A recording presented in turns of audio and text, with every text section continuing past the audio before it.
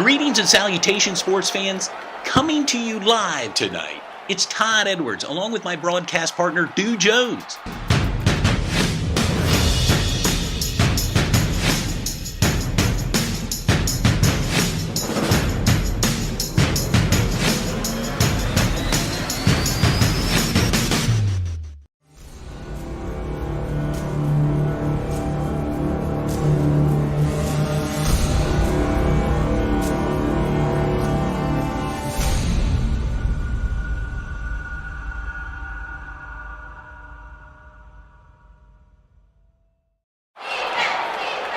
Greetings and salutations, sports fans.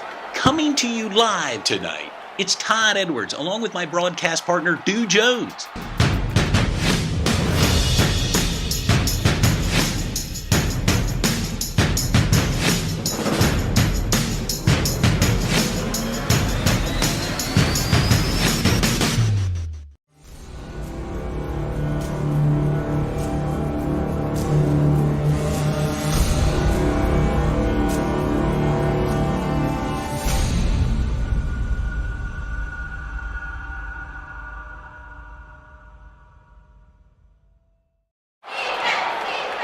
Greetings and salutations, sports fans.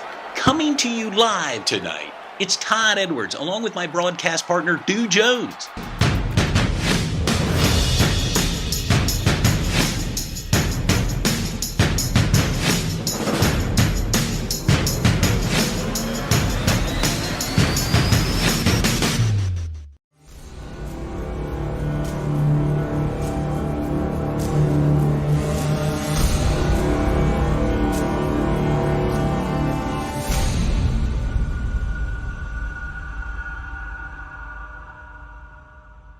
Looped in.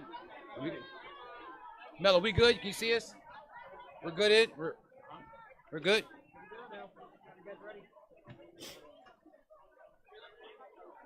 Welcome, fans of Sports Shooting Stars. We're here at Eastern York for the first round districts against Eastern York versus Middletown. Should be a really good game here tonight. Middletown comes in ranked number 10 in their district with Eastern ranked number 7, and this should be a really good matchup. Middletown comes in at 5-5. Eastern York comes in at 6-4, and this should be a great matchup tonight. Ashley, what do you think about it? Yeah, I'm really looking forward to this. It's going to be a great matchup against two really good quarterbacks, good running backs for both teams, and curious to see how these line of scrimmages are going to play against both of these defenses tonight too. Yeah, and their records are pretty close to each other, but Eastern York comes in at number 7, so they're predicted to win. But in the playoffs, it's win or go home. So it's going to be a really good contest tonight. There's a lot of teams from the YIAA that made it to districts. If I'm not mistaken, there's 10 YIAA teams that made it to districts. So shout out to all those teams that made it. And let's get right into it. Before we start, big shout out to Wrightsville Social Club. They're our main sponsors here tonight. They came up with the money to help us get this game on TV. So big shout out to the Wrightsville Social Club, the friends of the community of Eastern York. And let's get right into it, guys. Players to watch from Middletown.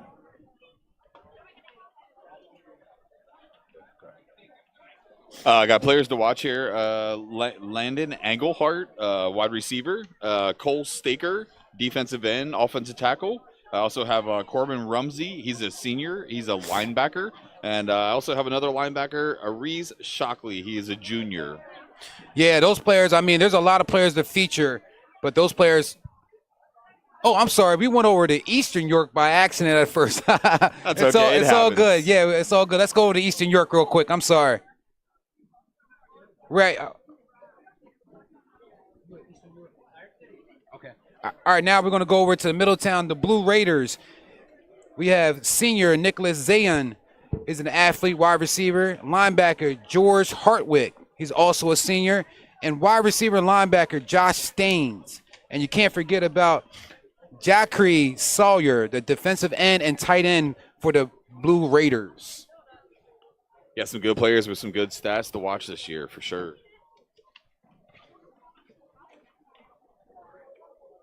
And the running backs, head-to-head running backs to watch tonight. Luis Roman, 713 yards on the year, 6 touchdowns.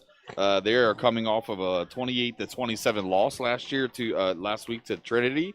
And on the other side, we're looking for Ethan Scrignoli. He has 401 yards, 6 touchdowns, and he is a 3-year starter. And they are coming off of a 44-20 loss to New Oxford last week. Yeah, Scrignoli does a little bit of everything for Eastern York. He's their staple on defense. And let's get right into the quarterbacks between these two ball clubs. Both guys putting up some major numbers this year.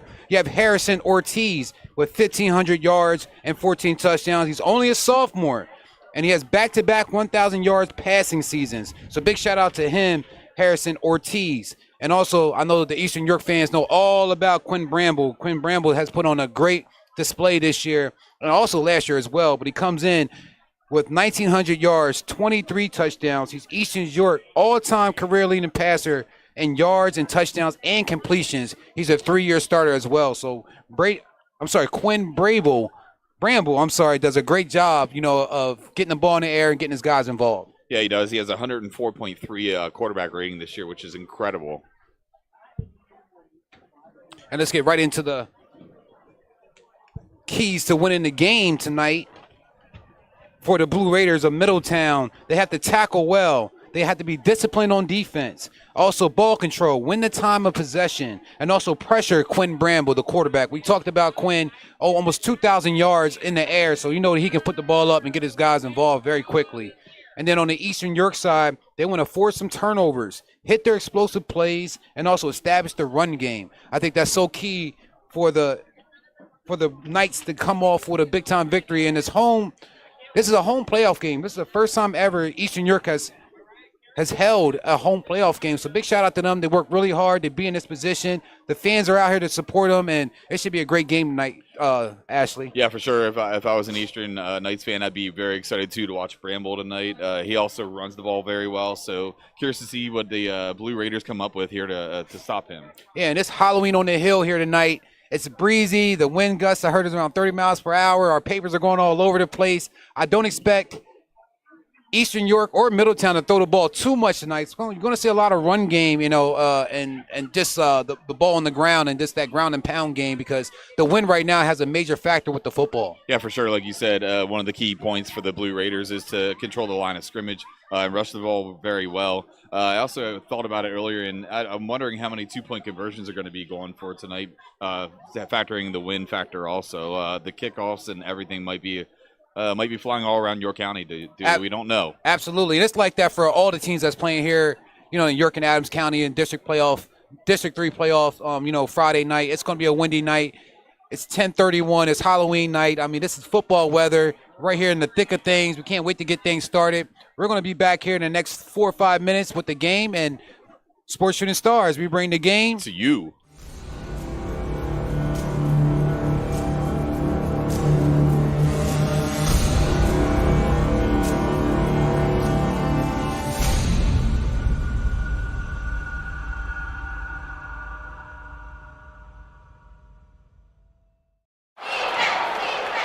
Greetings and salutations, sports fans. Coming to you live tonight, it's Todd Edwards, along with my broadcast partner, Stu Jones.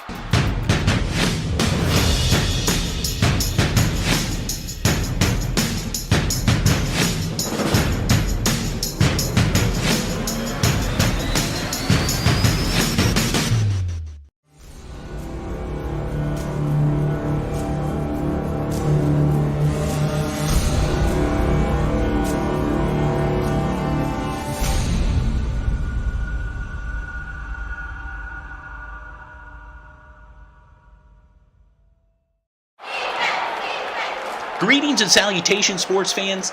Coming to you live tonight, it's Todd Edwards, along with my broadcast partner, Stu Jones.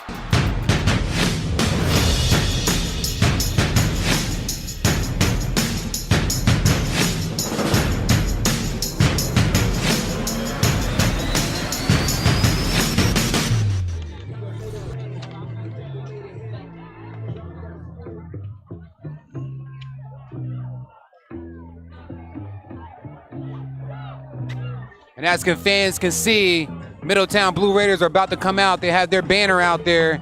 They're ready to do their thing away from home here at Eastern York.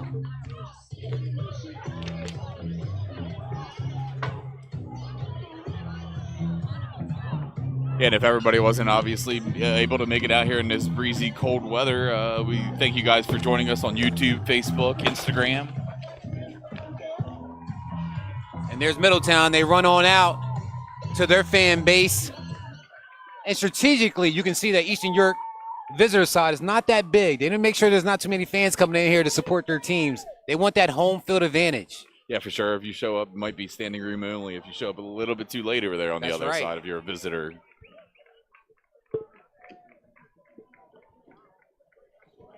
And we got the Blue Raiders sporting the white jerseys with yellow helmets. And you see they're coming out there, inflated tunnel, coached by Bud Cowell. We know Bud from around York County, does a lot for the community. And the Eastern Knights in their navy jerseys with white helmets. And we got to tell the fans they have to bear with us tonight. It is a windy, windy night, and we are outside of the booth.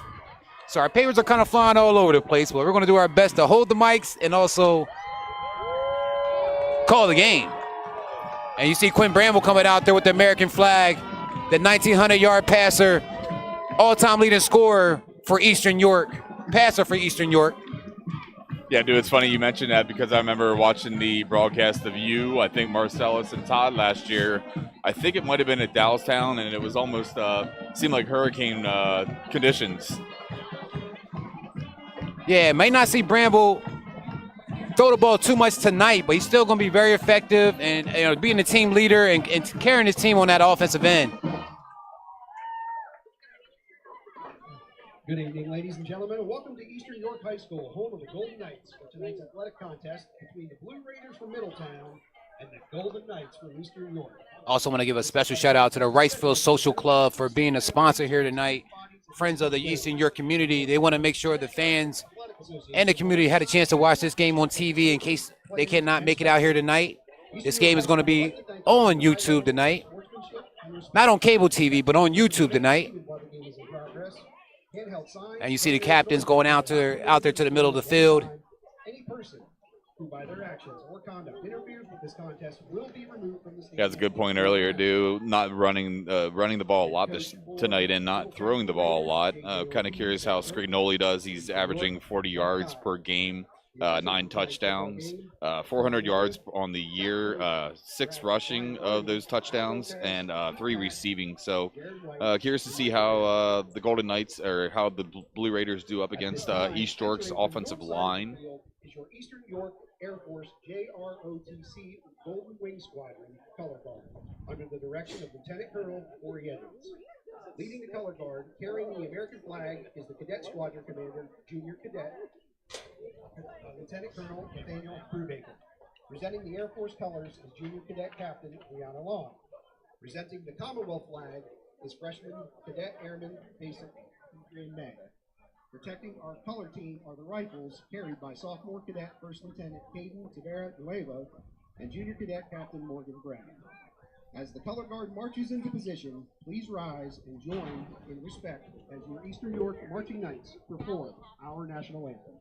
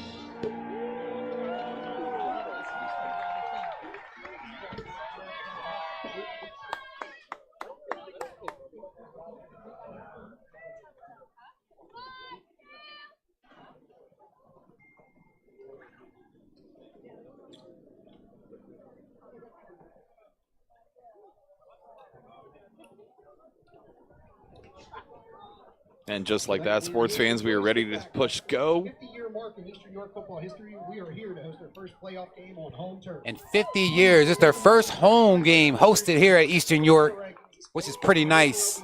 They should be pretty inspired and motivated and fired up to play here tonight in front of a home crowd. Yeah, for sure. The winner of this game plays waiting West York Bulldogs. East York played them on 9/26 and lost, unfortunately, 48-6. Thinking the Blue Knights, if they make it past here, would like to get a little bit of revenge, even though that game was at West York last time they played also.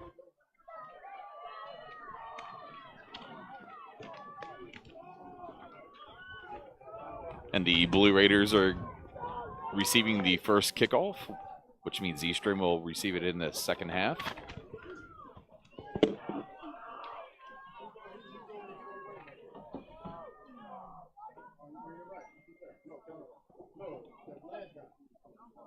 Well, I know Cohen Mackey's kicking for us. Can't read the numbers for Middletown to tell you who's receiving. And Middletown is up to kick the ball off. I'm sorry, that is Eastern York that's about to kick the ball off. They have very similar colors. We'll get that down momentarily. That's a little squib kick. Goes out of bounds around the 31-yard line.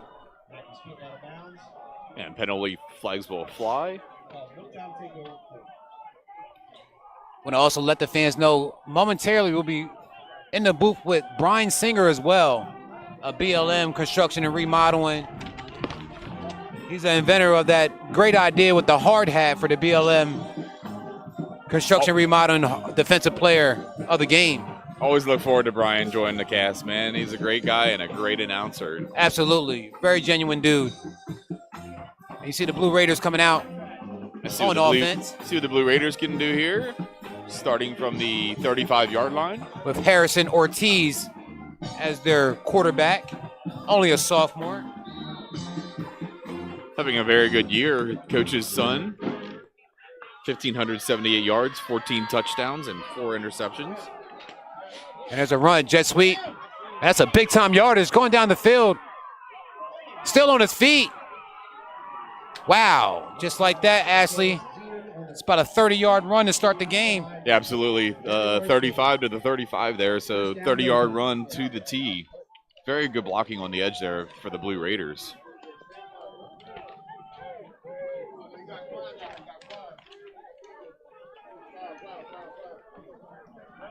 And that was a nice run from Nikias Zenin. Yeah, I think we'll be saying his name a lot tonight, too. As the Blue Raiders have 3 wideouts to the left. Decides to dump off a screen to the left. And that's a great tackle. No gain on the play. Bring up 2nd and 10. Lewis Roman listed at 5'11", senior. 205. Big back out of the field. Yeah, Roman is averaging 71 yards per game with 6 touchdowns. Definitely a player to keep your eye on if you're a Middletown Blue Raiders fan.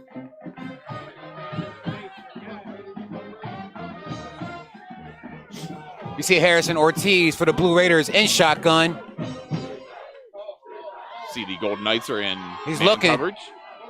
That's a pass. Oh, big time tackle for number 5. Great tackle Ethan. there. Great tackle there for a 2-yard Scrignoli. loss. Ethan Scrignoli. We're going to be calling his name quite often tonight. That's a great tackle, great open field tackle from Scrignoli. He's also going to be running the ball as a running back. Yeah, like you said earlier, he's one of those hybrid players to really watch out for on both sides of the ball. And you wonder what you have dialed up in the playbook. You know, Middletown has, 3rd and 12. They got to pick up some big-time yardage. Did a great job with that sweep to start off their series. It kind of makes you wonder here on 4th down if they even cut this in half. Is this 4th down territory here, dude?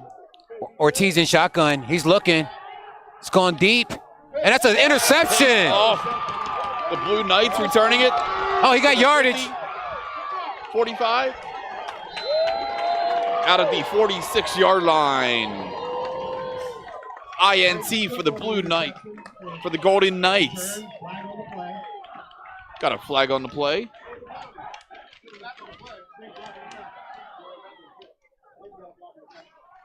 And that was a great play from Brady Cook, number 8 for Eastern York. Was in the right place at the right time. Did a great run back as well. Got some for sure. chunk yardage. All the positive things that Ortiz has done in this game so far. Mental mistake early like that. Threw it into double coverage there and bit him in the butt. And we talked about that. How many times are these quarterbacks going to throw the ball in such a windy atmosphere that we have here at Eastern York? We're on top of the hill, Halloween on the hill, and it's very windy here in Eastern York. Yeah, for sure. I wonder how much that plays to their advantage here, having that home field advantage and maybe perhaps being used to these windy conditions. Absolutely. And Blue Raiders did a great job. You know, came out, got that big-time run, but that's interception, turnover on downs. Scrignoli with the ball, able to get about 2 yards up the gut. And if you're the Blue Raiders here, one of the last things you want to do is put the ball in the hands of Bramble, seeing that he has 1,943 yards through so far this year. 23 touchdowns versus only 8 interceptions is pretty stout. Yeah, amazing year so far from Bramble. Also want to mention, this is Eastern York's 3rd straight trip to the district playoffs under Coach Bud Kyle. Short gain on the play there of 2. Bring up 3rd down and 8.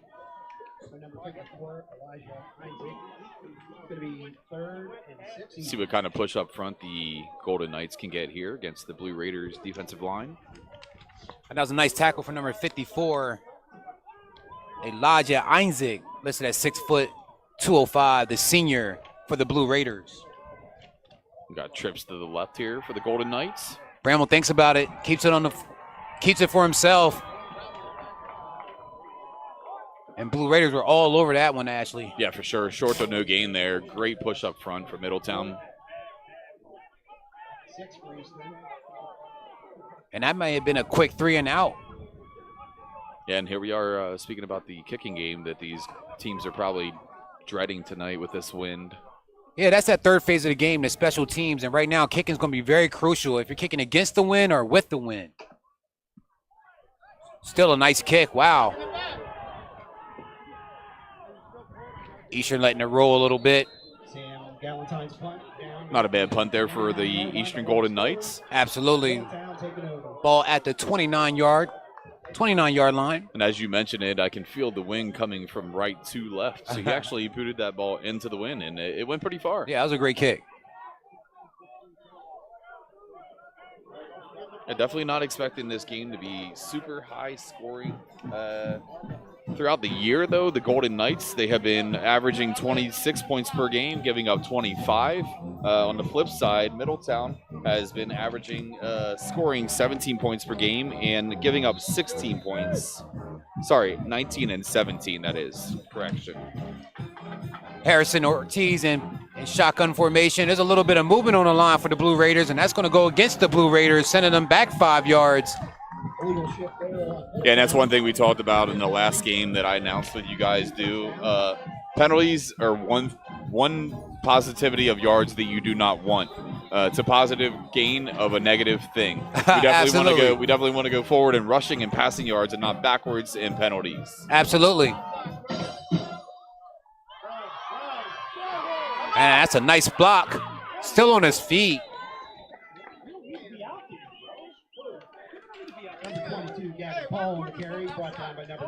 Blue Raiders showing off their quick feet there. Good blocking up front. About 2-3 good blocks there on the offensive line. That's a nice run from Caleb Allen. I'm sorry, Caleb Anthony. I want to welcome all the fans here on Halloween night, Halloween on the Hill here at Eastern York. So looks like the Blue Raiders are going to stick with the running game. Takes the ball just over the 35-yard line, almost the 36.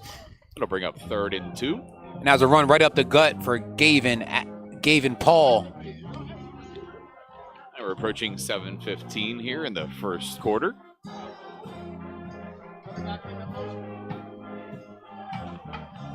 Looks like the Blue Raiders are setting up with only one wide out here. Man in motion. Eastern York was not fooled at all with that one, Ashley. They was all over it. Stopped it right there at the line, bringing up a big-time play for a 4th down, 4th and 4. Yeah, and if you're a fan of defense so far, these defensive lines for both teams have been playing incredibly so far. As the Blue Raiders set up to punt the ball.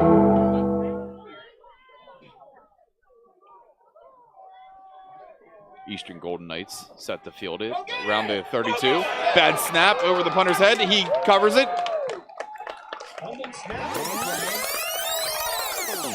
Bad air there by Middleton. Bad snap. Way to get on the ball and not let the other team recover it, but very, very good field position here for the Golden Knights.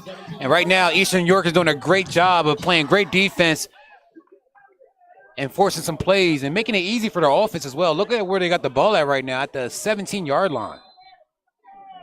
Yeah, for sure, and how good you've been rushing the ball this year.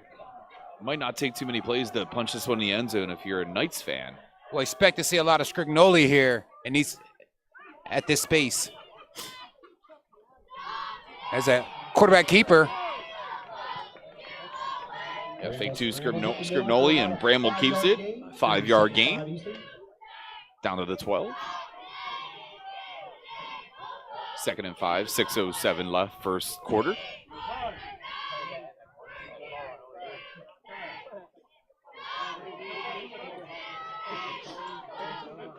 We will do our best to update you with other scores around the league throughout the night. Bramble in shotgun. Quick pass. And that ball had a lot of air on it. Yeah, for sure. Gave the defender plenty of time to close there and make a great tackle. And that was a great tackle for number 5, Lewis Roman, the 5'11 senior, listed at 205. Also plays tailback and free safety. Good defensive stand here so far for the Blue Raiders. See if they can hold the Golden Knights to either a field goal try or possibly a 4th down try to get the first down if they don't succeed here. 3rd and 8. Bramble rolls out. Throws it high. Too much on that one. Got a lot of pressure up front there on Bramble, and the coverage is even better, if not just as good, in the back of the end zone against the wide receiver. And we mentioned earlier, we're probably going to mention it all night. We just wonder how much of the win factor, the win is a factor when throwing the ball here at Eastern York. Yeah, for sure. Good point. Any kind of ball that is elevated off the ground and not being ran is suspect to the wind.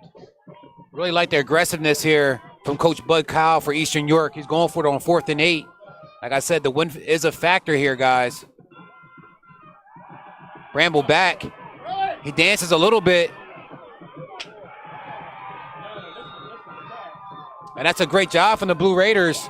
They stayed disciplined, stayed on their guy, and Bramble couldn't find a guy open, and that's going to be a turnover on downs. Yeah, for sure, and that was a great push up front there by Middleton, and that offensive line for the Golden Knights just rumbled. Great push up front there. Bramble did what he could, only got about 4 or 5 yards, and unfortunately turned the ball over to the Blue Raiders.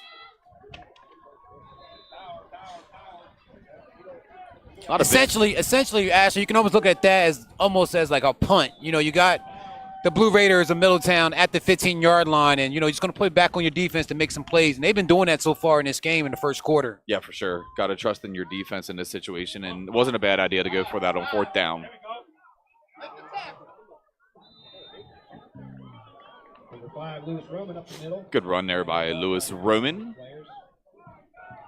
Expect to hear Lewis Roman named quite often here tonight.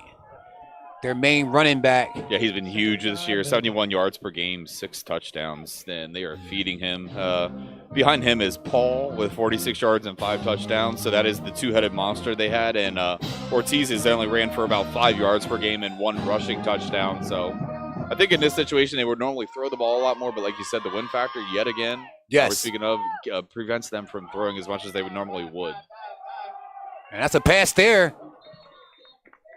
A little bit too much on it for Ortiz's pass intended for Zenon. Incomplete pass. Just off his fingertips. And that's going to bring up a 3rd and 5. Yeah, nice ran, slant run route there by Middleton. Just couldn't connect. And as a coach, you just got to think about how much you have to change up your game plan for the conditions. It can be windy, it can be snowy, it can be rainy. Just wondering, you have a game plan in the beginning of the week, and then it has to change 2 days before because, the weather is not being accommodating. Yeah, for sure. You might have these speedsters on the outside that might normally go on go routes down the field, and might have to throw a lot more cross routes and slant routes just to contour to the weather. Another try up the middle by number 5, Roman. And Middleton decides to keep it on the ground. Blue Raiders. And Lewis Roman cannot get that first down. Only picked up 2 yards there. Going to bring up a 3 yards there. Going to bring up a 4th and 2. And they're looking to punt. Yeah, seems like it's been hit or miss here for Middleton's offensive line here so far. Maybe they can get something together here on 4th down. And that's a short punt. That's going to give Eastern York great field position. And that ball will be down the 50-yard line. Avon Mosley from Middletown down to the ball at the 49-yard line.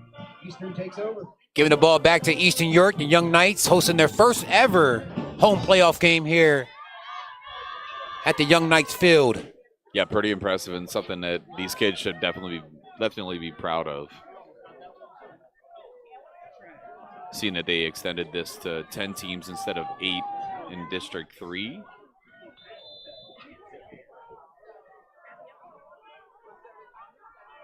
Quentin Bramble in shotgun. Hands off Scrignoli. Ethan hand.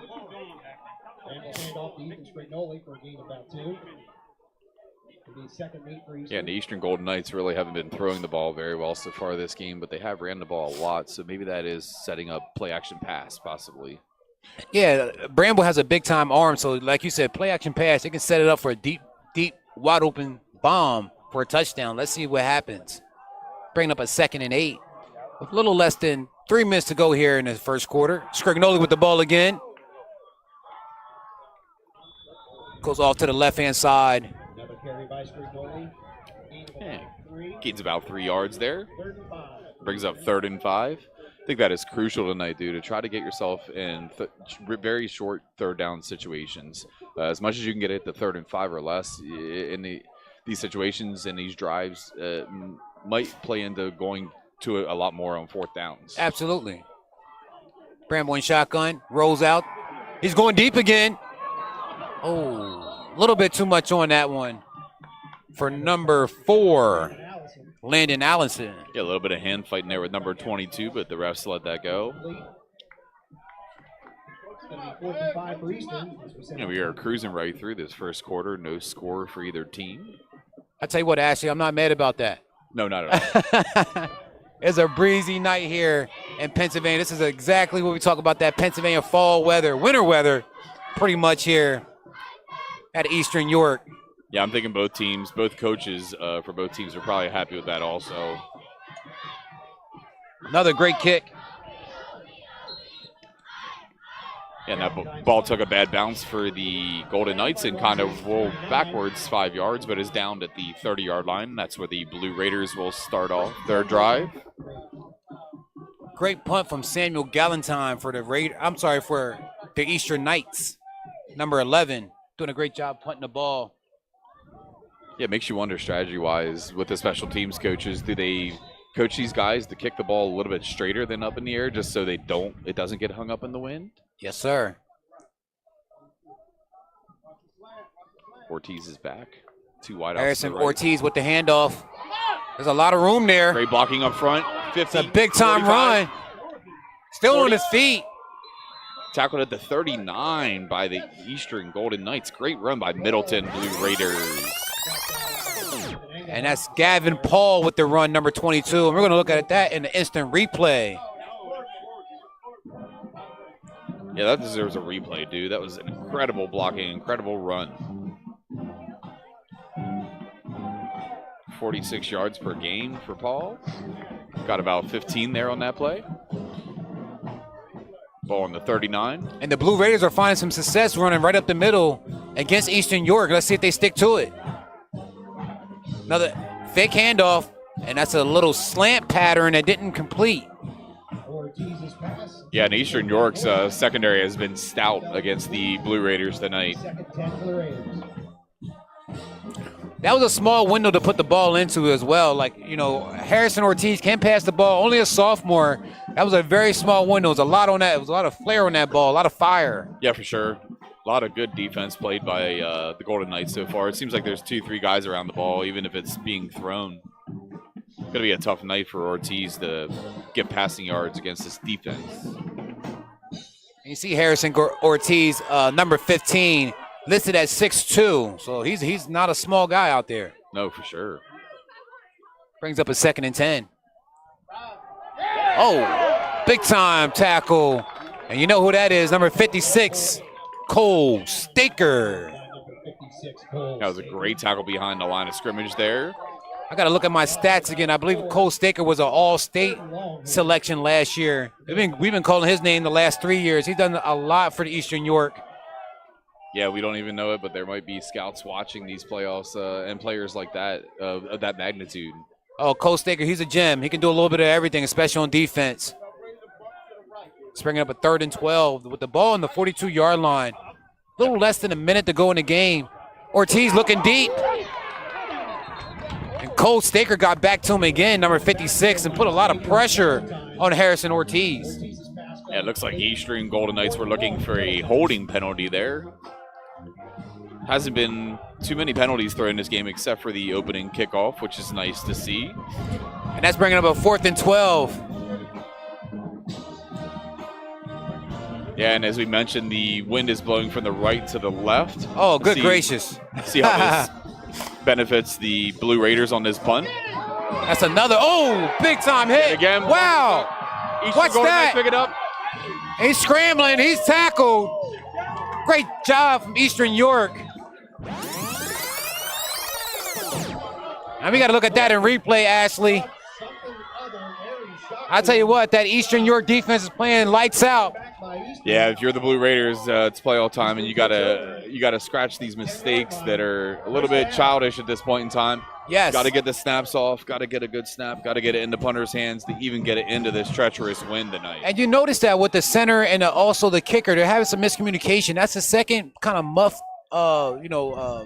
snapped between the center and the punter. They got to tighten that up if they want to stay in this game, because Eastern Europe is going to capitalize off of some of these mistakes. Yeah, for sure. And that punter had no chance at all. He got mauled by the Golden Knights. Great hit. Bramble with the run. Right up the middle. 5, just like touchdown. that. And that's a touchdown.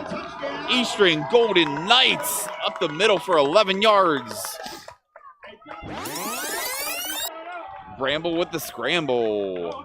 With 48.9 seconds left on the clock here in the first quarter. 48.9 seconds left in the first quarter, and it is 6-0. Hey, that was a great Golden play Knights. call. Awesome play call from Bud Kyle. I saw him kind of get in Quinn Bramble's face a little bit after that last drive, and it really put a fire underneath Quinn Bramble, and that's blocked. Special teams yet again there, but Middletown on this try of an extra point was no good. Eastern York is on the board, though, 6-0 with 48 seconds to go here in the first quarter. Off a great play from their defense. Defense set up an awesome opportunity for the offense to go ahead and do that one-drive score, one-play score. Yeah, for sure, and for how hard the points are going to come by tonight, mental mistakes like that for the Blue Raiders could end up being the difference in this game. Also want to let the fans know that are watching, this is a District 3 playoff game, first round. District 3 playoffs. Winner go home. Winner go home or winner go to West York. Number 2 West York Yes. waiting right now. Absolutely. And I'm pretty sure West York is dialed in as well. They have a lot of talent over there. They've been doing a great job so far this year and last year. Might even have some West York Bulldog players tuning into this tonight, maybe taking notes of what the game plan is throughout the rest of the playoffs if they keep it the same as they do this game. I'm quite sure it's a great game to have some film on. That's a nice kick. And they kicked in about the same spot as we did last time, around the 25, but it was touched by Middletown, so that will delete the penalty that was thrown the first time. And that ball was touched by number 2, Genesee Ross. They'll start off at the 26-yard line with just under a minute, 47.6 seconds left here in the first quarter.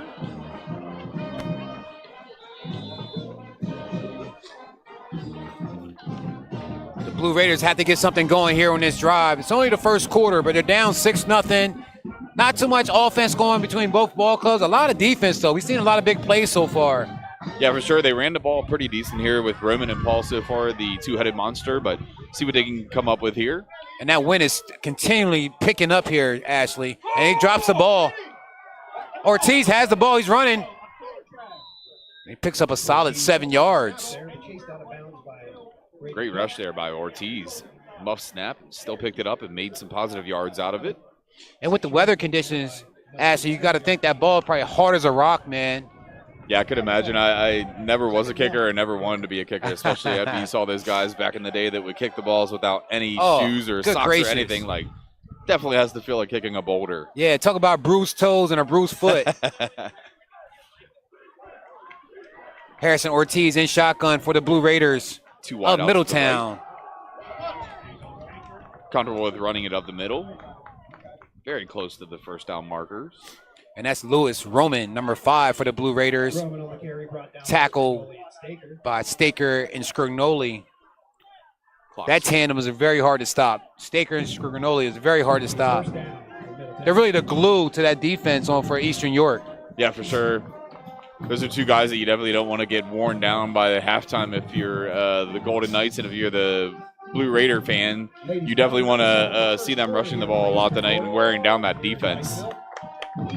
And Eastern York got on the board, but about 2 minutes ago here in the first quarter, they did get on the board 6-0 with a great job from the defense to set up a great offensive play for Quentin Bramble, 11-yard run right up the gut for an Eastern York touchdown.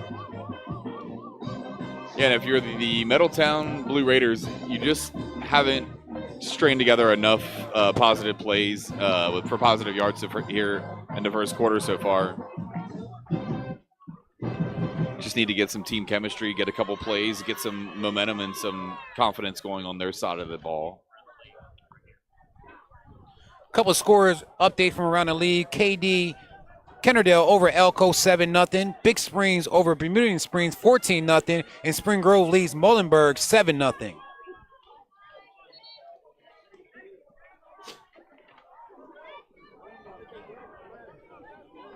Yeah, dude, and that's one thing I like about these playoffs is we hear about some of these teams that we might not have had a lot of knowledge about throughout the whole entire year. Muhlenberg versus Spring Grove comes to mind.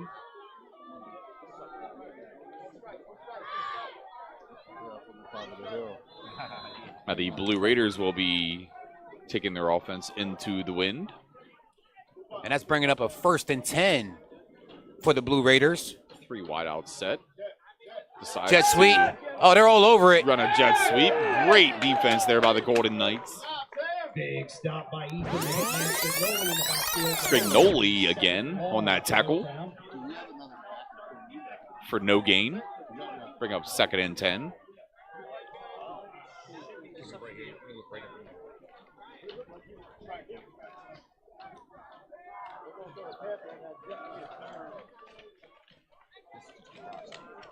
Blue Raiders, 2 wideouts to the left, 1 to the right. 1 running back.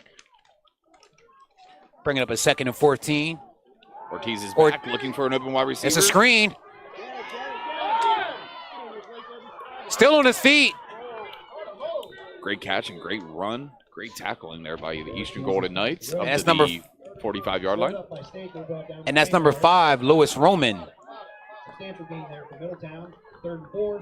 3rd and 4 from the 44-yard line. Let's go defense. Couple substitutions there for the Blue Raiders. And we just got welcomed in the booth by our good friend Brian Singer. He'll be on the mic here soon. Right off of trick-or-treating right here to Eastern York. Halloween on the Hill. Big time 3rd down here. Money play. Right up the gut. Middletown comfortable with running the ball. Only about a 1-yard gain there. Brings up 4th and 2. And that's another tackle from Cole Staker. Should call him Cole Staker the game breaker, dude. You might like that. And That's going to bring up a big-time 4th down and 1. Let's see how that defense from Eastern York steps up. It looks like the Blue Raiders are comfortable with going for this on 4th down, close to midfield. And I like the aggressive play from Blue Raiders. And they got exactly what they wanted in an unfashionable way. Penalty against the Golden Knights. A little motion on the offense kind of confused the Eastern York player. He thought the snap was going to come, kind of jumped the gun, giving the Blue Raiders an easy 1st down, 1st and 10 with the ball on the 49-yard line. And we mentioned earlier how much these penalties might come into play, especially mental error that bad on 4th down if you're the Golden Knights. Got to clean that up in the second half. As much as possible, you have to limit your mental mistakes in games like this, especially when it's win or go home. Lewis Roman, he has the ball, yes. 30, 20, and he's 15, going. 10. Touchdown, Middleton. Blue Raiders. We are notched at 6. 9:28 left in the first half. And that was a big-time 51-yard scamper all the way to the touchdown. It just seems like the Blue Raiders never never got away from running the ball outside. Everything they ever ran has been up the gut, and they trust their front line, and their front line has come through so far in this game. And they're going for the extra point attempt to put them up by 1 point. Let's see what happens here. Kick is up, and it's good. Middletown leading with 9:28 left in the second quarter. And that's good. Puts Middletown up 7-6. And as Trinity proved last week, these 1-point games can happen. They fell to Trinity last week, 28-27. So a lot of these 2-point conversions, these extra points, and this win factor is crucial tonight for both teams. Absolutely.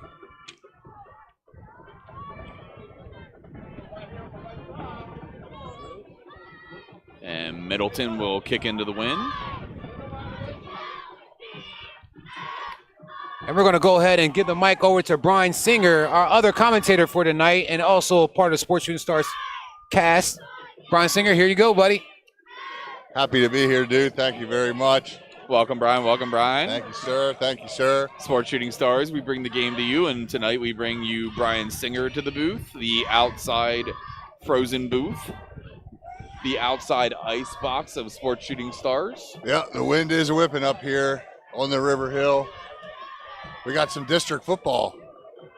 1-point game here. Gotta love it. Yeah, and these players have no quit in them, and neither does Sports Shooting Stars. Nothing will stop us, man. We are coming out here. We are celebrating as much as everybody else is. York County football, District 3 playoffs. Picks up about 13 on the return. Yeah, Golden Knights bringing Good up to return there about from 46-yard line. Eastern taking over at their own 47-yard line. We'll see if Eastern can get the ball moving here and maybe hit their stride. Yeah, for sure. Both teams haven't really found their stride, and the team chemistry, I'm sure, has been there throughout the week in practice, but they just haven't been able to stream together a lot of plays in a row just to get good drives down the field. Maybe their fingers are frozen, Brian. Well, and I don't know if those helmets are any different than the ones we wore, but when the wind whips through them, you have a hard time hearing, too. A little high there with the delivery. Great attempt there by Bramble, a little bit too high. Bring up second down. Gonna bring up 2nd and 10 for Eastern. Beautiful night here up on the River Hill. Moonlit evening. Hard wind coming in from the north, but it's a beautiful sight here to see some district playoff football. Yeah, for sure. And thank you guys for tuning in. Sports Shooting Stars, YouTube, Facebook, Instagram. We bring the game to you. Bramble scrambling out to the outside. Scrambles out of bounds. Unboxing himself like an Amazon package, breaks it to the outside. Yeah, about 3-yard gain there for Bramble up to the 49-yard line. 3rd and 6 for Eastern. 4-yard gain, correction. 3rd and 6. 3rd and a long 6 here. Yeah, as me and Deuce spoke about earlier, Brian, this might be 4-down territory a lot tonight. These teams aren't going to want to punt the ball, especially into the wind. Definitely will play a factor. Can Eastern execute here? 3 wideouts to the left. Bramble's back. Throws it to the right. Good throw and catch. Great pass and catch there, like backyard football. 12-yard gain for the Golden Knights. First completion for Bramble of the evening. Here, maybe they could get rolling. Yeah, for sure. Golden, good point there, Brian. They've been rushing the ball very well. Bramble's been rushing the ball very well, and they go back to the run, speaking of. And that's a great play. I mean, that's Eastern's bread and butter. You get that kid going downhill, and there's no stopping him. Yeah, for sure. Scrignoli, 40 yards per game, 9 touchdowns, 401 yards on the season, 6 rushing touchdowns, 3 receiving. He can do it all. Bramble scrambling out to the left. Looking for receivers to open. Missed tackle. 10, 5. Out of bounds at the 5-yard line for the Eastern Golden Knights. Great pocket awareness there by Bramble. Great footwork, chopping his feet, going through his progressions. Thought he could have scrambled there, but made an even better decision. Good point there, Brian, and that's kind of to the point of why he has a 104.3 quarterback rating throughout the year so far. Bramble back looking to the right. Good coverage. Finds an open receiver in the end zone. Again, that's his third progression there. That's his third read. So kudos to the offensive line for giving him the time to be able to make those reads. Great throw and catch there. 3 quick ones. Yeah, for sure. That's a great point. As you spoke about earlier, we might not know if there's scouts here watching these guys, and if you at this level can find that third receiver and you're looking right, middle, left, and you're finding that guy in the end zone, that is a positive thing this early in the playoffs if you're the Golden Knights. Yep, and it looks like we're going to go half of the distance to the goal here. You got to go for 2 here, try to tie it up maybe. We'll get ahead by 7. And yeah, you got to look for Bramble to continue to deliver like that all game. I mean, you have to rely on your seniors and your guys that have been here before. You know, some of these kids on this team have experienced a district playoff game this for the 3rd year in a row now. So you start to build a little bit of culture behind that. And you know, Bramble's delivering so far, but they're going to need him to continue to do that. Yeah, for sure. That's a great point. Being a seasoned player like that, been there, done that, and see what he can do here on this 2-point conversion to try to tie this game. Pardon me, go up 7. Pass out to the left. Great tackle there by the Blue Raiders. Decent play design there, but they read it. Tackle by James Queen. Great technique there. Broke down, went low. There's nowhere for him to go. Yeah, for sure. No blocking out there. He was by himself on his own island, and unfortunately, it's hard to go anywhere forward and positively in that situation. And with 8:18 left here in the first half, a cold night in Eastern York Stadium. Golden Knights versus the Blue Raiders. Low-scoring game that we kind of expected. Not a lot of passing yards. Hey, this is reminiscent of the last 2 years for Eastern. 2 years ago, they were over at Milton Hershey, and we got in a dogfight there. Had to mix things up in the second half. Fell a little bit short. Last year at West York, it was a defensive struggle. Well-played game, and whoever wins this game gets the right to go play the Bulldogs. Yeah, for sure. Sitting there, the number 2 seed waiting on the winner of this game. Sure, the Eastern Golden Knights would love to get some revenge on West York. As we spoke about earlier, they lost to them earlier this year, September 26th. That score was 48-6. And also want to quickly mention West York and Coach Ron Miller did a great job of turning that program around the last 2 years. I'm pretty sure they're watching here tonight. A great job from West York. I believe they entered the regular season at 9-1 and right at the top of the Division II. Yeah, absolutely. He's done a great job with the program, and you can't mention that without also giving kudos to Bud Kyle and his staff here at Eastern. Definitely a change maker, come in and turn things around. And, you know, you got to start building somewhere.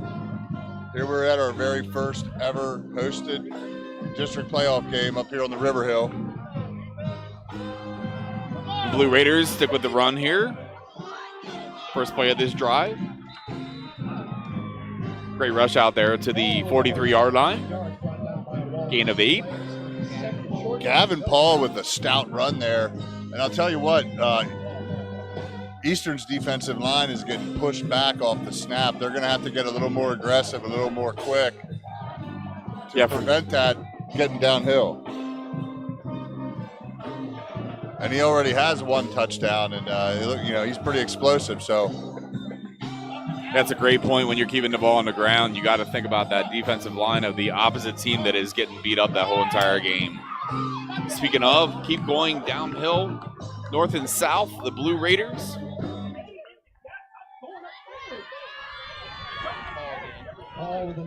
Gavin Paul with another run, and again they're getting the push on the line, and Eastern's not filling the gaps. They're kind of on their heels a little bit. They're gonna have to get a little aggressive here. Yeah, for sure. Paul with 46 yards per game so far this year, and he almost has probably unofficially about 45 yards in this game so far. Yeah, these guys got to settle in here, and I'll tell you what. Middletown has some sneaky option reads there that they do. You really got to watch the ball and stay home and be fundamental. And they stick with the running game. And again, they're just getting the push on these guys, and they're just enforcing their will right now.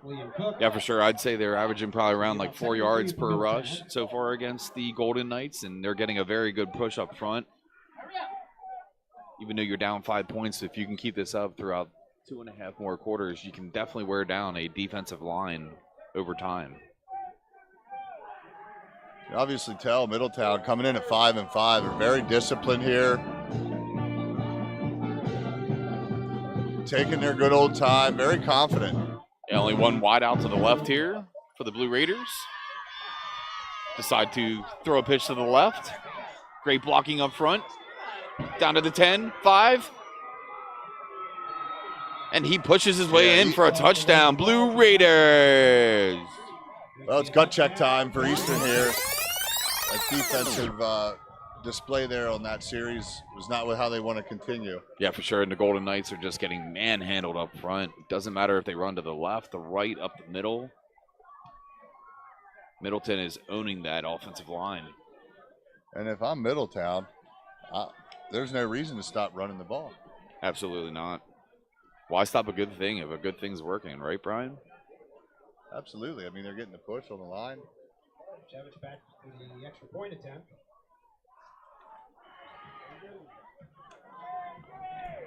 Yeah, if the Blue Raiders keep this up, interested in seeing how much Bramble might have to throw the ball on the Eastern Knights side when they get the ball back. The kick is up and good. And it's going to be 6 minutes left in the second quarter. Extra point is up and good. 6:02 left till halftime. 2-point ball game here. Yeah, for sure. 16-14 Eastern Golden Knights. If you're a Golden Knights fan, you are happy with this game so far, but you got to get something going on offense here. Whether it's 4 or 5 rushes in a row, Bramble with a 20-yard pass down the field, just some kind of chemistry and chain a couple of these plays together and get something positive. Yeah, Eastern's going to have to continue to execute offensively. Can they sustain that as the defense catches their breath here? Yeah, and if you're the Blue Raiders defense, I mean, you really haven't been on the field a whole lot. I don't have the time of possession in this game, but it seems like Middleton has definitely possessed the ball a lot more than the Golden Knights have. The wind continues to whip up here as the Eastern faithful are all bundled up. Squib kick and out of bounds. That will give the Eastern Knights possession at the 35-yard line. Well, both teams struggling with that a little bit. Yeah, and Eastern York hasn't had the greatest field positions tonight. They did have a blocked punt earlier that they did take over on the 16 or so yard line earlier. It made it a short field for them, which they did get a touchdown from. Yeah, I want to take a moment here to thank the Wrightsville Social Club for graciously covering the fees for tonight's broadcast. The district charges fees for this kind of action, and we're thankful to have such a great organization in the community. Yeah, for sure. Great point, Brian. And thank you for supporting us and us supporting local sports. And indirectly, you guys are supporting local sports also. We greatly appreciate that. Looks like Eastern's doing a little replay hurry of up that here play. as Bramble completes his 4th pass in a row going back to last series. And Bramble keeps it, tucks it down, run to the left. It's tackled by 2 Blue Raiders there. Good awareness there. Good hurry up, capitalize on the momentum as the chains move here. Yeah, Bramble is just such a great quarterback and just a great decision maker. If he doesn't see anybody open, he just tucks that ball and runs, and usually it's positive yards. Middletown calling a timeout. We're going to go to commercial here. We'll be right back. Sports Shooting Stars, we bring the game to you. We wake up with the sun. We live in a place we're proud to call home. For us, it's knowing that those we help are neighbors, friends, family. As the leader in providing the best orthopedic care for our community, we come together to do our part. Yeah, they want to do it until they see what it's going to cost them, you know what I mean?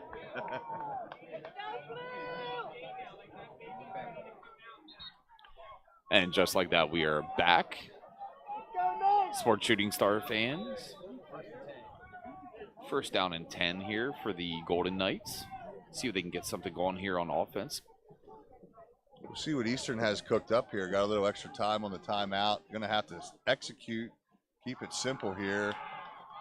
Bramble thought about handing it off and decides to pull it down and fires it to an open wide receiver. And Bramble is getting his rhythm here. That was a highly accurate pass in traffic. Yeah, Great catch. Yeah, completed that to Engelhart. He has 67 yards on the year with 9 touchdowns. A good running play here by the Golden Knights for gain of 3. And they're hurrying up again. I love to see this.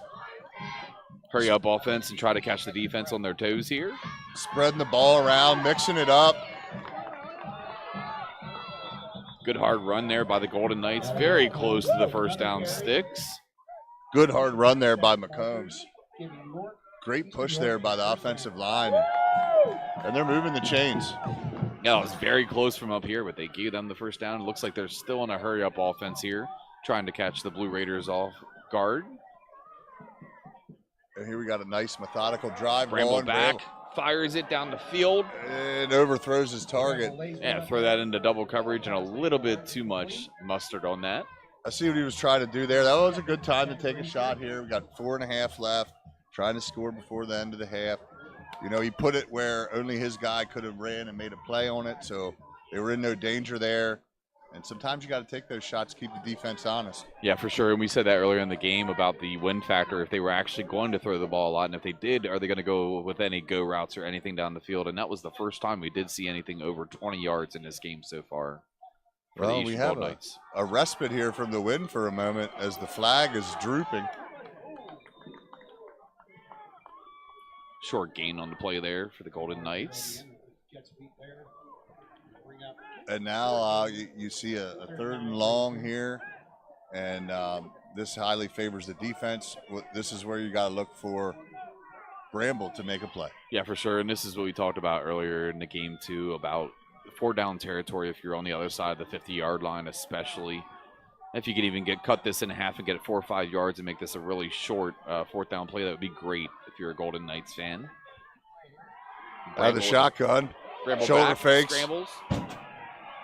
Makes it just over the line of scrimmage, which will bring up 4th down and 8. Great gang tackle there for the Blue Raiders. He might have had a window there on his first read, but he didn't have much time to make another decision. Yeah, for sure. That pocket collapsed really quick, and when he went outside to try to scramble to the left, wasn't a whole lot of room there either.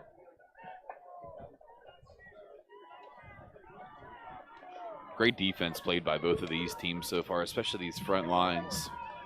And this is where the chess game kind of starts. And when you're talking about districts, these kind of decisions can really make it, you could be a hero or a zero real quick, but you trust the coach to know his team and trust the kids to execute and make a play.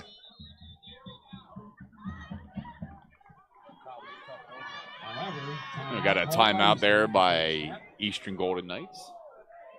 I like that strategy, going out there and maybe seeing if you can draw them off sides. Yeah, for sure. Being down 2 points right now, you definitely want to string something together here if you're Eastern Golden Knights. And stay right with us as we go to commercial. Sports Shooting Stars, we bring the game to you. At Thornton Automotive's 6 locations in Manchester, Dover, East York, and Red Lion, our Customer Appreciation Sales Event is going on now. At Thornton Automotive, we understand you have a lot of choices for your automotive needs, and we invite you to come in and see why we're York County's fastest growing auto group. You want to drive home happy with over 700 new and used cars, trucks, and SUVs? You got it! You want huge clearance savings with no money down and low payments? You got it! Then shop online 24/7 at Thornton247.com.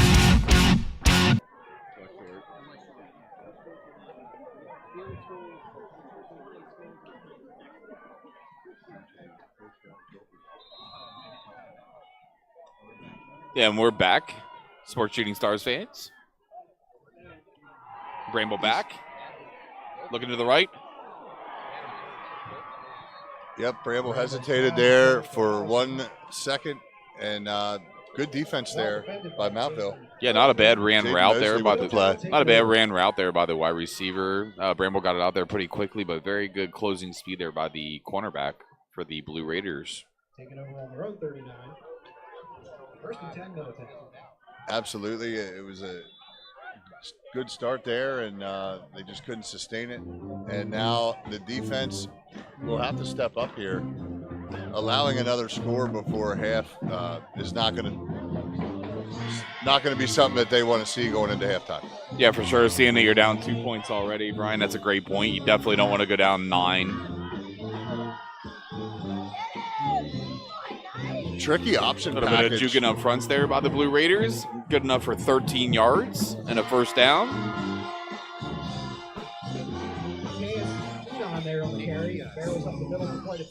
The key is Zenon with the run. Great patient read there by the quarterback. Yeah, it's a great point there, Brian. These running backs have been very disciplined to wait for these offensive linemen to open up these holes, and they have been pretty big to run through tonight. If you're an Eastern Golden Knights fan, you definitely want to get a stop here and hold them to no points, seeing that you're down 2 points and you do get the ball in the second half. The Blue Raiders did get it in the first half. Yeah, and when you talk about efficiency, I mean, you look at Ortiz here, got a great quarterback rating, has over 1,500 yards on the season, only 4 interceptions. Yeah, as flags fly, probably looks like we have a holding there on the offense. Flag on the play. Got a little extracurriculars going on the sideline there. There's to be a false start there on Middletown. Going to bring him back a few. That'll take him back to a 1st and 15. 2:25 left, second quarter. And the Eastern York band plays on. Gotta love it, man. Bands, hot chocolate, cold weather, next to the river. Can't beat this. District 3 playoffs, York County football.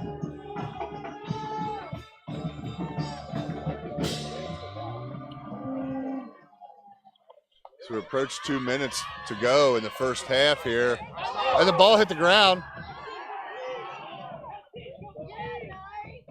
Good pursuit there by the Knights. Yeah, for sure. Good push up front there by the Knights. And unfortunately, fortunately for the Blue Raiders, did pick that ball up after it hit the ground. It's going to be second long now for Middletown.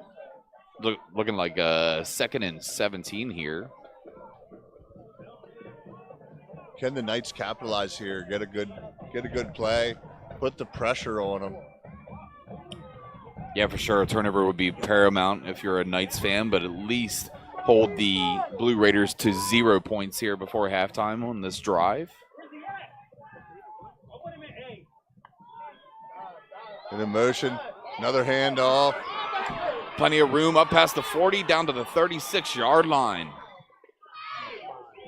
Wow, Brian, not only did he get the 16 yards there, he got closer to about 20. Lewis Roman, just a stud, taking his time, reading his blocks. I mean, he averages 71 yards a game, has 6 touchdowns. And then they also have Paul, who gets about 46 yards a game and has 5 touchdowns. So, yeah, for sure. Good point. 122 yards rushing between those two alone for the Blue Raiders. It's always a nice luxury when you can pick up first down on 2nd and 16 in that fashion. Yeah, for sure. Trust your running backs, trust your front line, and in the playoffs, that can come in crucial when coming down the stretch when you play these. We got a timeout on the field. We're going to go to commercial here. Sports Shooting Stars, we bring the game to you. With 54 seconds.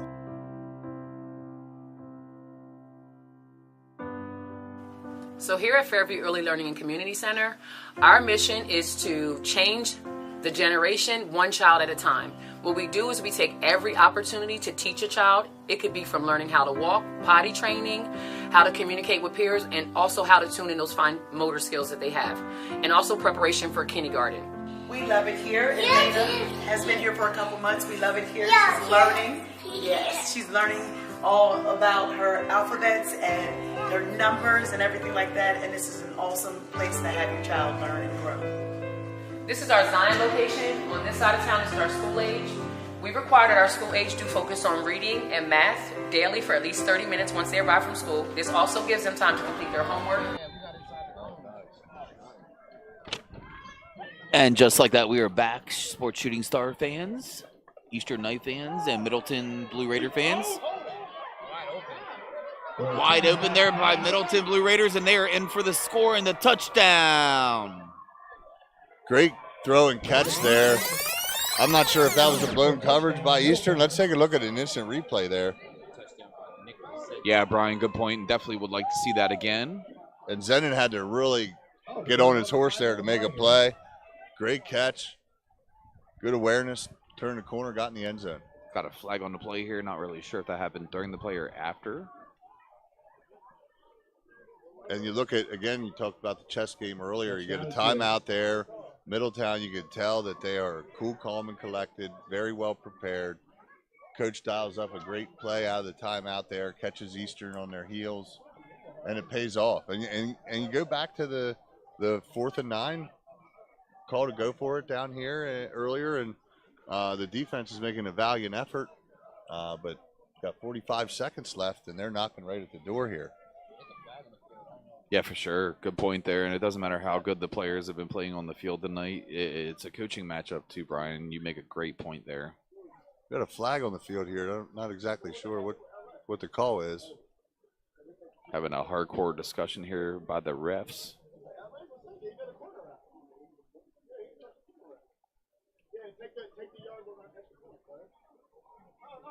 Well, the penalty appeared to be an unsportsmanlike penalty against Middletown.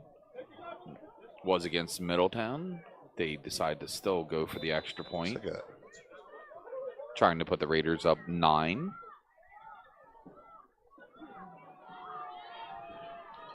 Kick is up, and it's good. I'll tell you what, the wind has been no problem for the Middletown kicker. Point after attempts, slicing right through, right down the middle. Yeah, for sure. Good point. If you're a kicker tonight, you're just waiting for that time that the wind dies down when you're getting ready to kick the ball in any scenario. I tell you what, Brian, that Eastern York defense was lights out in the first quarter. Second quarter, they started to get up some big-time points. They gave up 3 touchdowns here in the second quarter. Let's see if they get back on track. I often say, during halftime, it's all about halftime adjustment. So Coach Bud Kyle's a great coach, and Middletown also has a great coach on their side. So you should see a different game in the second half. But right now, I got to give Blue Raiders a lot of credit for playing on the road and, in the second quarter, putting up some big-time points against the number 7 district-ranked team, Eastern York Young Knights. Yeah, definitely 2 well-coached teams here. You could tell if they were going to grade themselves and how they executed their game plan in the first half, I feel like Middletown would grade themselves pretty well. Yeah, it's a great point, guys. And the goal here is to keep your defenses off the field as much as possible and your offenses on, which is obviously apparent in most games, but especially tonight. Takes it on the hop at the 32, up to the 50, down around the 49-yard line. Is where the Golden Knights will start. Middletown 49, Eastern York taking over. So that was the 15-yard penalty enforced on the kickoff there for the unsportsmanlike, and Eastern called it off the hop. And now what do you do here with 40 seconds left? Yeah, I mean, in reality, seeing that you're down 9 points and you do get the ball back here in the second half and you had the wind to your back, are you thinking about trying to take possibly a long field goal attempt here? Yeah, I mean, a couple positive plays here. A field goal would be huge. Even just an attempt would get it to a one-score game. Bramble back, looking out to the right. Wide receiver open, but didn't have enough mustard on it. Falls short, bring up 2nd and 10. You know, we're late deep in the season here, and, you start with two-a-days in August to get here, and this is where conditioning really comes into play. And, you're up here, it's windy, it's cold.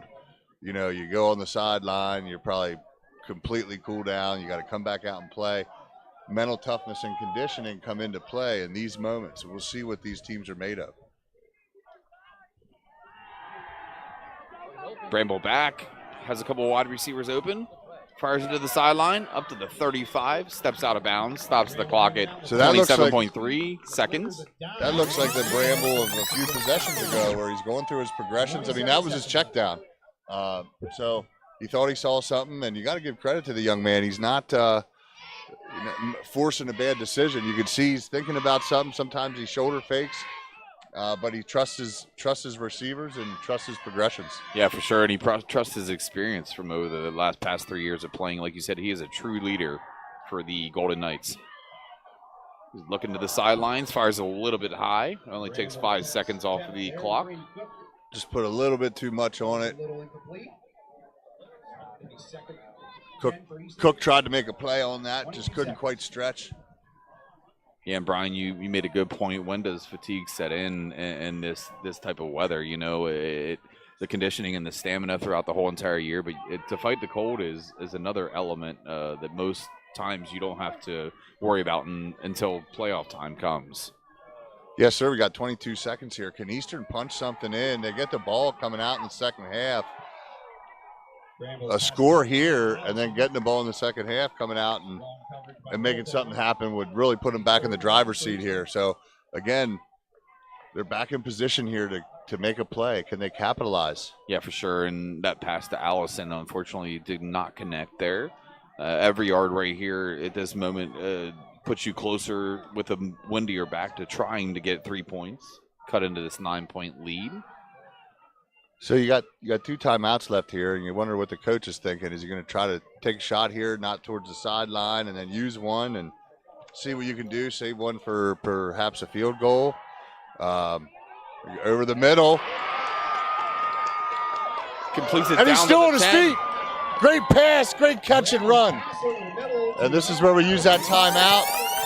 Down to the 7-yard line, 1 timeout left, 10.8 seconds left. Let's look at that again. Great blocking by the line there. You can see Bramble takes his time, sees him streaking, catches him in stride. Great catch and run there. What do you think of, Brian, if you're the coach of the Golden Knights here? Are you firing into the end zone right away with only having 10 seconds left, but you do have that 1 timeout left in your back pocket that you can use if you need to? Well, I think I'd like to hang on to that. I mean, I would take a shot towards the sideline here, even if you can get a couple yards, maybe get Strignoli going downhill inside the 2-yard line here, and then maybe use a timeout and try it again or do a field goal. But I would go towards the sideline here, see if you could get a couple yards. Yeah, for sure. That's a good point. Maybe a quick out or trust your front line like you had this whole entire game. Trust Scrignoli. We did see that quarterback sneak that was kind of a surprise for the Blue Raiders earlier when Bramble took it up the middle. So curious to see what they do here. Timeout on the field. And we'll be right back. Sports Shooting Stars. We bring the game to you.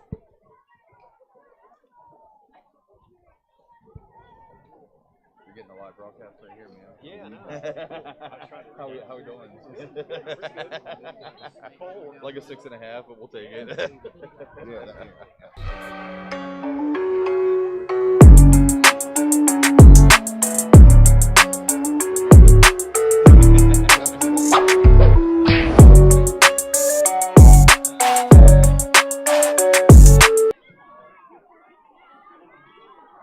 And just like that, we are back, and Bramble is back, looking for a receiver in the back of the end zone. Ball is up. And the ball is caught, but he is out of bounds. Like we just spoke about, Brian, are they going to take a shot at the end zone? And they did. Yep, and great hands there by Cook. My goodness. He tracked that ball so well, caught it, just couldn't stay in the end zone as he was getting pushed out. Yeah, I don't think he could have contoured his body anyway to keep even 1 foot, which is only required in high school football, in the end zone to complete that touchdown catch. Well, and he's just a young man. You'll be hearing that name for the next several years to come up here on the River Hill. Bramble back again, looking same end zone, same corner of the end zone, pardon me. Well, I like that quick play to get a little value there. I mean, you're getting 3 shots at the end zone here. Now, what do? You try the field goal. The wind is relatively low right now. I think they're sending their kicker out, it looks like, it appears. You know, making it a 1-score game, coming out, getting the ball at halftime. This would be very huge. And as the line gets set here, the wind picks up just a tiny bit. Yeah, for sure. Every point counts, like you said, Brian, and the kick is up. And it's a low one, but it is no good. That is crucial, Brian. Being down 9 points could have made this a 6-point possession. Every point counts in these playoff games. Great first half by both teams. Great quarterback matchup. Great running backs. Greg Noli. Yep. And, Knights go into the locker room here to hopefully make some adjustments. And you got to kind of be thinking about that decision to go for it on the 4th and 9 there. I think that was a momentum changer. And kudos to Middletown for taking advantage. But the Knights are going to have to make some adjustments here. A score coming out of halftime is going to be crucial for their chances. Yeah, for sure. If you're the Golden Knights, you definitely want to try to keep your defense off of the field as much as possible, which is obviously apparent being down 9 points. You do need your offense on the field there. Blue Raiders have played really good defense here so far, but they have rushed the ball extremely well with that 2-headed monster. We'll see what the second half brings us here, folks. And we'll be back here in about another 5 to 10 minutes. We'll go over our halftime report and get some updates of some scores around the league. As we said earlier, there's 10 YIAA teams that made it to the district playoffs. 4 of those teams have bye this week. That's York High, Central York, West York, and New Oxford. Right now, as you can see, Middletown marching band's coming out, and they're dressed in their Halloween gear, as it is Halloween here on the hill here at Eastern York. We'll focus on their performance, and after their performance, we'll be back to finish up our halftime report and get ready for the second half. Yes. Thanks for tuning in, fans. If you're watching right now, take a moment to go ahead and subscribe to Sports Shooting Stars. Hit the like button on our YouTube page. Follow us on Facebook, Twitter, and also Instagram. We appreciate that. And again, this is the district playoffs, so we're always looking for games to film. We're looking for sponsors to help us out with those games to film. Want to give a big shout out to the Riceville Social Club, friends of the Eastern York community that helped us out getting this game on TV and out to the fans so they can watch it. So they don't have to bear with this chilly, windy conditions out here. Yeah, for sure. Good point there, dude. But we're all gritting the cold, and we are making it through it. We made it through one first half already, and I'm thinking that the game itself is going to heat up in the second half here a little bit. And we'll be back here in a few minutes. Thanks for tuning in to Sports Shooting Stars. And we're here at halftime. Middletown Blue Raiders up 21-12 over Eastern York Young Knights. Sports Shooting Stars. We'll be back, and we bring the game to you. Music arranged by Brian Langton and percussion by Tyler Lofton. Soloists include Charlie Carnes on clarinet, Mark Palmer on alto.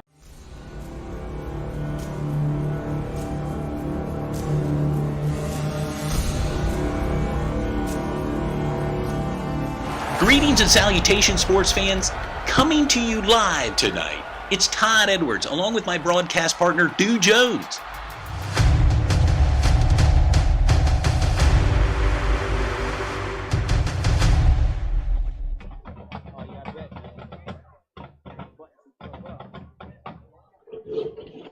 As we said earlier, we are back now. The Middletown Area High School Blue Wave Band. And that is the Middletown Area High School Blue Wave Band, and we'll let them get some shine here at halftime. We'll be back about 5 minutes ago into the second half to give you our halftime report. Thanks for tuning in to Sports Shooting Stars.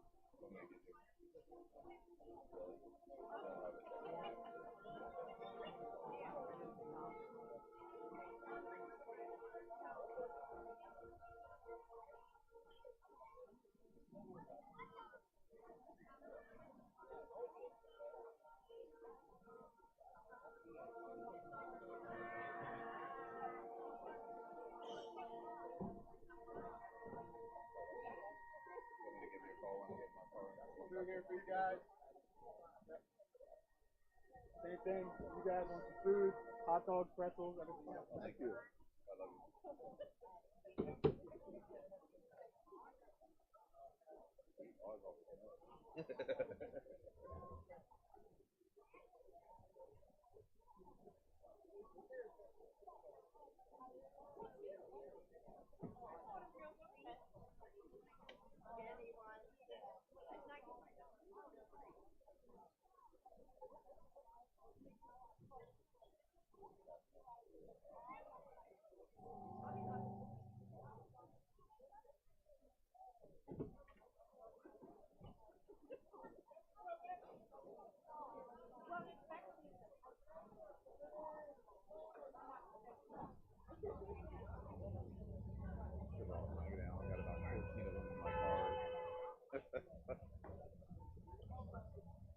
Performing their show Dreams, under the direction of drum makers Zoe Montgomery, Cavalcade of Bands is proud to present Middletown Area High School Marching Blue Wave Band.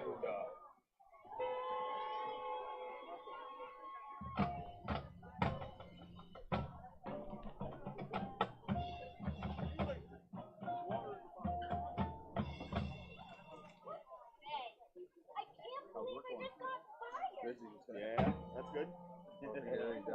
Yeah, well, that's the sucky part, but it's better than having too much downtime and your business sucking.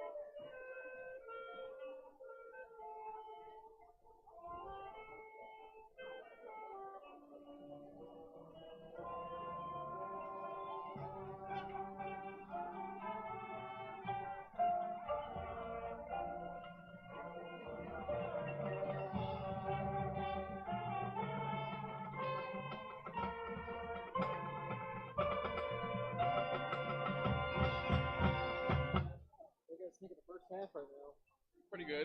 I don't think anybody's going to throw the ball down the field a whole lot. I know Eastern tried one time, but like just the running game, and Eastern just has they have to keep their defense off the field. If they don't by the fourth quarter, they're going to be tired as hell.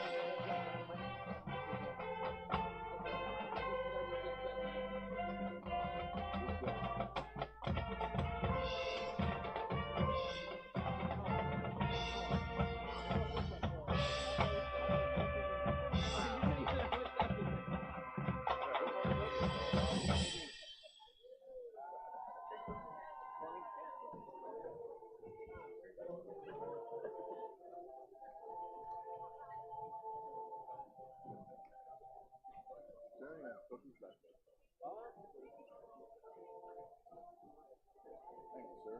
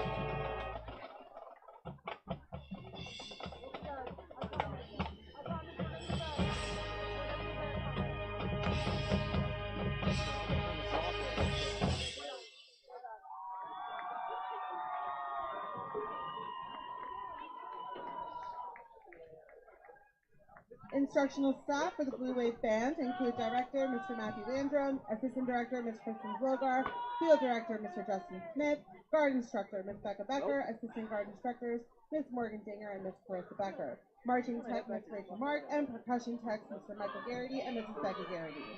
Student leadership include President Rashi Patel, Vice President Jillian Hess, Secretary Zoe Handwork, and Drum Major Zoe Montgomery. The 2025 Blue Wave Band would sincerely like to thank all parents, friends, relatives, faculty, and school administration for supporting the music program in the Middletown Area School District. No, I don't have to ask. What grade are you on? 11? 11? I'll tell you what, next 2 years can go by really fast. Seems like this year's already going by kind of fast. Yep. 2 years can be so faster. You know, our dudes in here. I know. You go to Central or Middletown? Central. Oh. I don't know which one.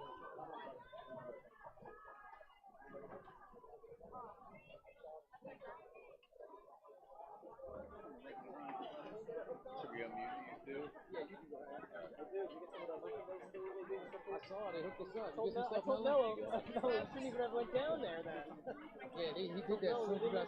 And just like that, sports fans and sports shooting star fans, we are back for the second half with the score 21 Raiders, 12 Golden Knights. Also, Ash, want to give the fans some updates from halftime scores. Spring Grove 28-0 over Muhlenberg. Elko leads Kennerdale 14-7, and Big Springs leads Bermudian Springs 21-6 here at halftime.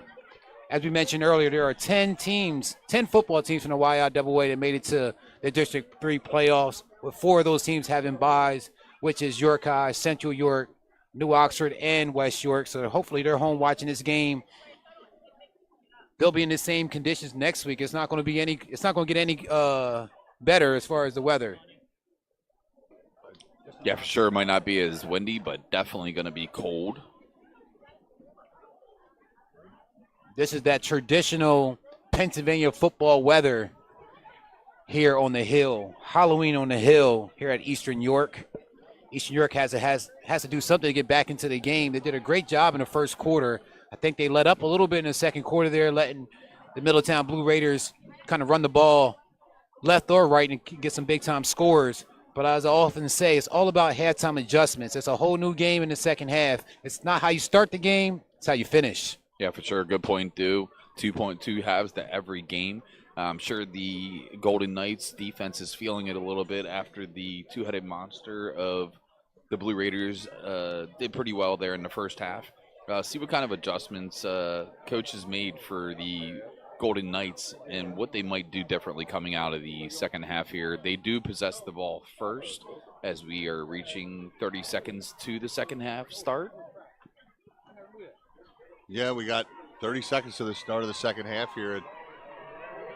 2 more quarters up here on the hill. It's a great view up here usually, especially if you can see the river. And one thing the river has never seen looking up at the hill is a district playoff football game.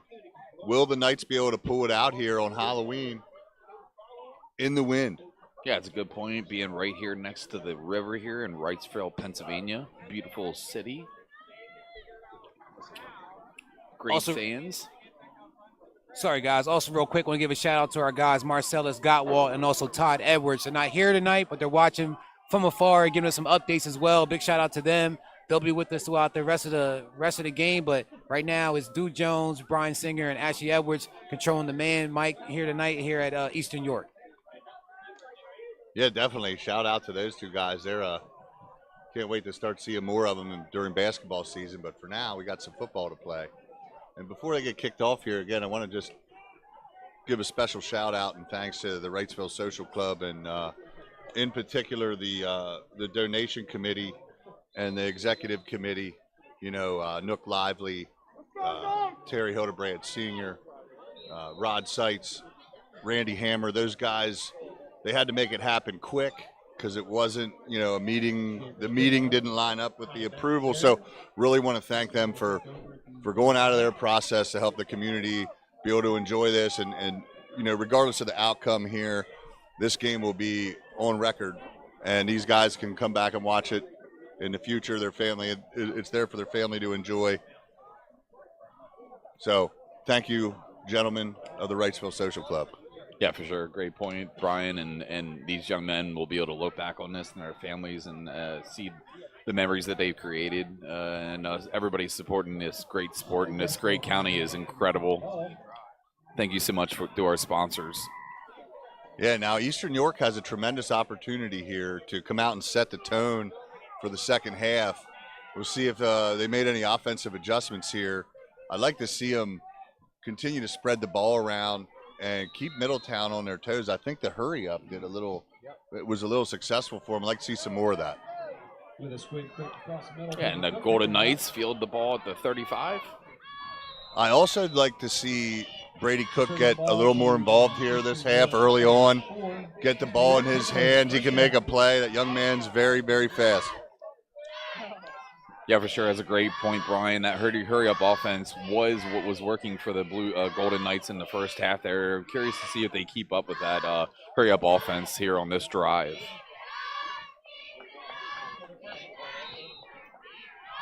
All right, it's going to start up front here.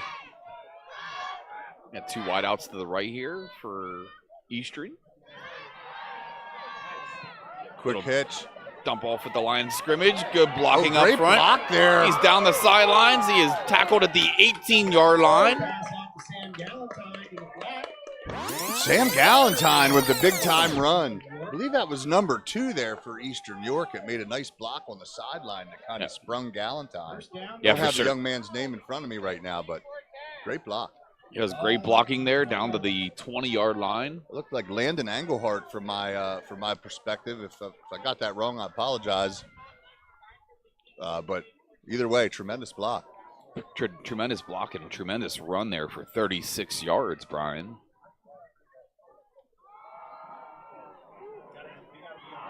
And there's a fumble on the play, and it looks like Middletown may have recovered it. Looking for the signal from the refs. And they do. Yep, they popped it out. It was a good read by Middletown. They jumped the gap, nowhere to run, and somebody popped it out. That's funny, no pun intended, but a lot of people call the ball the rock. And as me and Lou were speaking about earlier, I bet that football feels like a rock tonight, maybe a frozen rock. And that's a shame because they were just getting it going there. And, now the defense is going to have to perform here. I mean, it's a team sport. Got to cover and move. Yeah, good 36-yard run there, and unfortunately capitalized that with a fumble. Middleton keeps it on the ground. Number 22 ball. Good blocking Cook up playing front. both sides of the ball there. Great tackle by him. Great pursuit, but Middletown's just getting the push up front consistently. They're not blowing you away with their speed, but man, they're patient. They wait for their blocks. They make a great read, and then they try to explode. Yeah, for sure. Good point. Great offensive line. Great patience there by the running backs, and that's a combination for success if you're an offense or a fan of the Blue Raiders. Yeah, Eastern needs to get a stop here. It's going to be so crucial to their hopes for the rest of the game. Going down the field, wide open, catch over his head. He was pulled out of bounds at the 27-yard line. And he dropped that right in the breadbasket. Great accuracy by Ortiz. Great catch. We had Eastern had number 3 down in coverage, and the ball was just placed so well, he couldn't really get a hand on it. Yeah, that's backyard football right there, Brian. Pass and catch, 40 yards. Ortiz showing off his arm, accuracy. And if you're a wide receiver, you just like to look up and see that ball placed right in your hands. 9-point lead here, 10:35 left, third quarter. Good blitz there. That was Srignoli coming off the edge.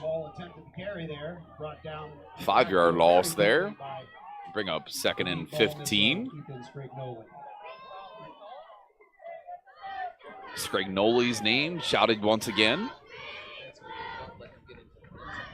And here we find ourselves in a 2nd and long situation again. If you remember back to the first half, they converted with a run kind of right up the middle. Eastern needs to buckle down here. Yeah, for sure. That's a good point. I think it was 2nd and 16, and they converted earlier in the first half, Brian.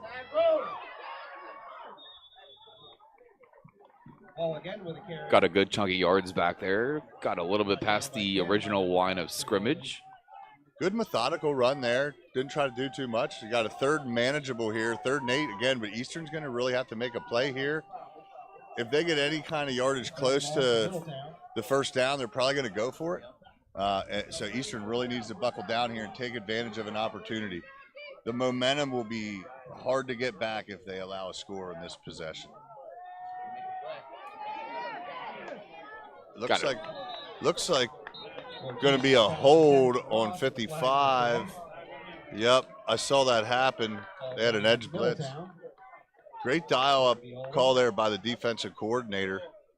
Yeah, for sure. Good point, Brian. And if you're Middleton, those penalties will come back to bite you in the long run. Seeing that you're up 9 points right now, it's the last thing you need.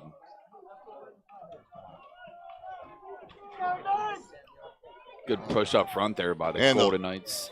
Another great play on the defensive end there by the long arms of Samuel Galentine, getting off the edge there. Great play, dialed up just what we needed, and here we go. Middletown going for it on 4th and 8. Why not?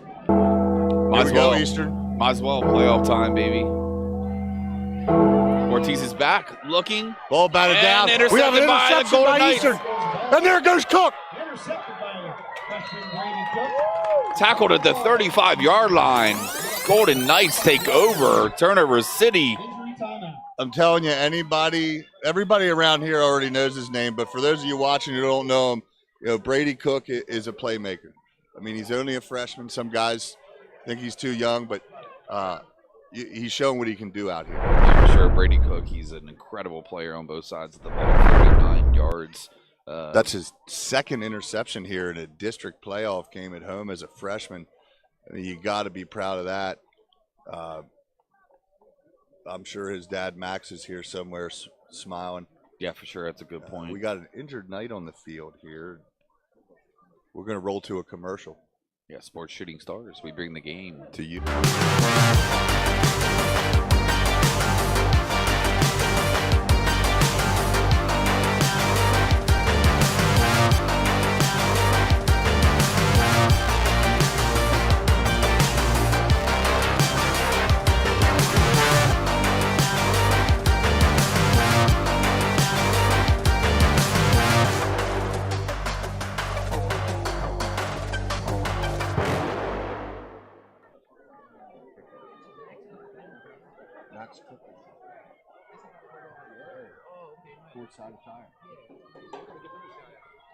And just like that, we are back, and that player is okay and off the field. Brady Cook with that interception, giving the Eastern Knights the ball. And he kept them legs chopping. Yeah, it's interesting you mentioned it, Brian. 2 interceptions for Brady Cook in this game. He actually only had 3 interceptions all year long, so he almost totaled his interception total for the whole entire year in this game alone. Yeah, he's a competitor and a playmaker, and like I said, you're going to hear his name a lot over the next couple years. Got someone streaking down the middle open.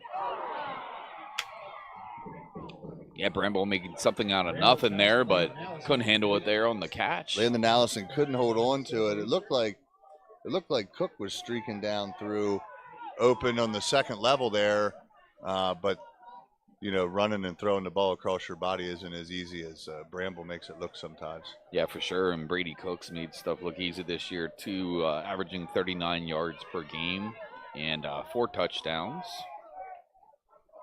And hey, shout out to Max Cook and Courtside Attire. If you guys see those 1,000-point balls or commemorative sports memorabilia and gear, he hand draws it.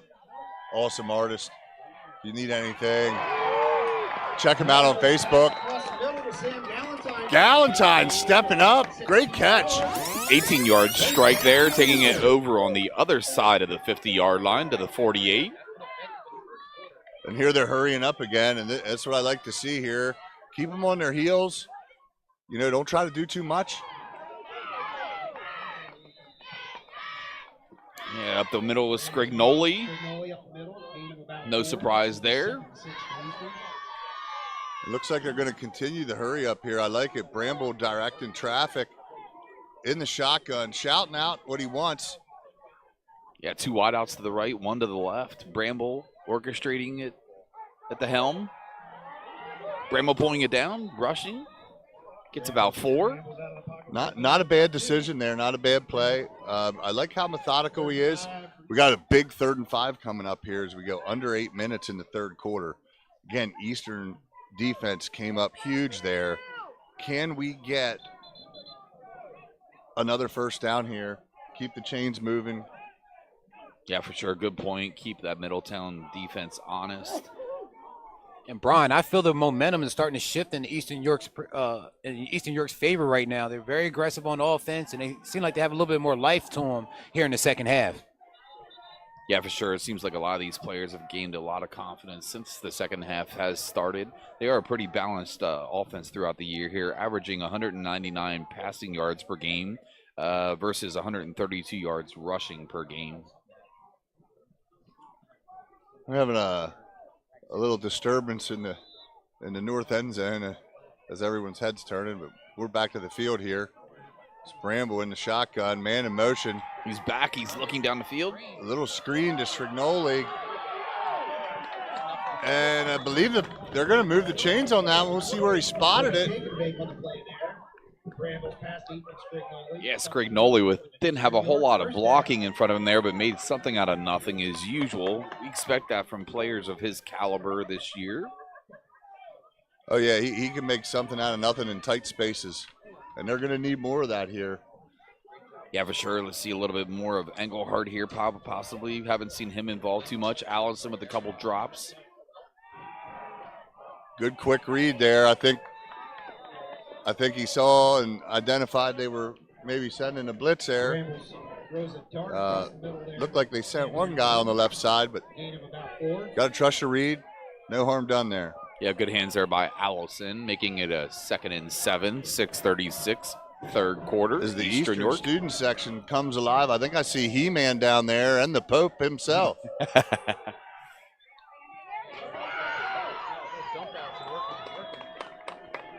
Yeah, it's funny you mentioned it, Brian. It is Halloween here on the hill, and I did see Elmo and Cookie Monster, Santa Claus, just to name a few out there, characters that were in the band. And great catch there by Landon Allison as the Knights continue to move the ball. Yeah, Allison, 47 yards per game, 4 touchdowns. He's definitely one of Bramble's go-to receivers. 3rd and 3. It looks like Middletown's coming. Rolling to the right. He's looking. He's firing. Completing. Oh, they got the refs concluding. It looked like a catch from where I'm sitting. I don't know how you could take that away from him. He reeled it in both hands. Far side of the field, and it's being discussed. I'm telling you, that would have been tough to take away from the kid. That was a great concentration to hold on to that ball, and a needle thread by Bramble. Yeah, as the chains continue to move. Yeah, for sure. Bramble to Engelhardt. We've heard that a lot this year. Bramble getting pressure from the right, firing to the end zone. He's wide open. Touchdown, Golden Knights. Touchdown, Knights. And what a touch on that football there by Bramble. Yeah. And I think he's over 100 yards unofficially here by our count in the air. And I'll tell you what, the wind has died down here in the second half, but what a beautiful pass that was. I think that was completed to Allison, Brian, if I'm not incorrect there. So the Knights got what they asked for there, and Du, you were right. The momentum has shifted. They capped off the drive. We got a field goal through the uprights. Extra point is good, and we have a 2-point game. Folks, what more could you ask for here? Halloween on the hill, 2-point game in the district playoffs. Yeah, it was looking a little bit suspect there. If you're a Blue Raiders fan, gave up 3 touchdowns in the first half. Seemed like you were getting momentum and you're running the ball very well with your 2-headed monster. Paul, Ortiz, Roman. Just like that, Eastern says no thanks. We are coming back in this second half.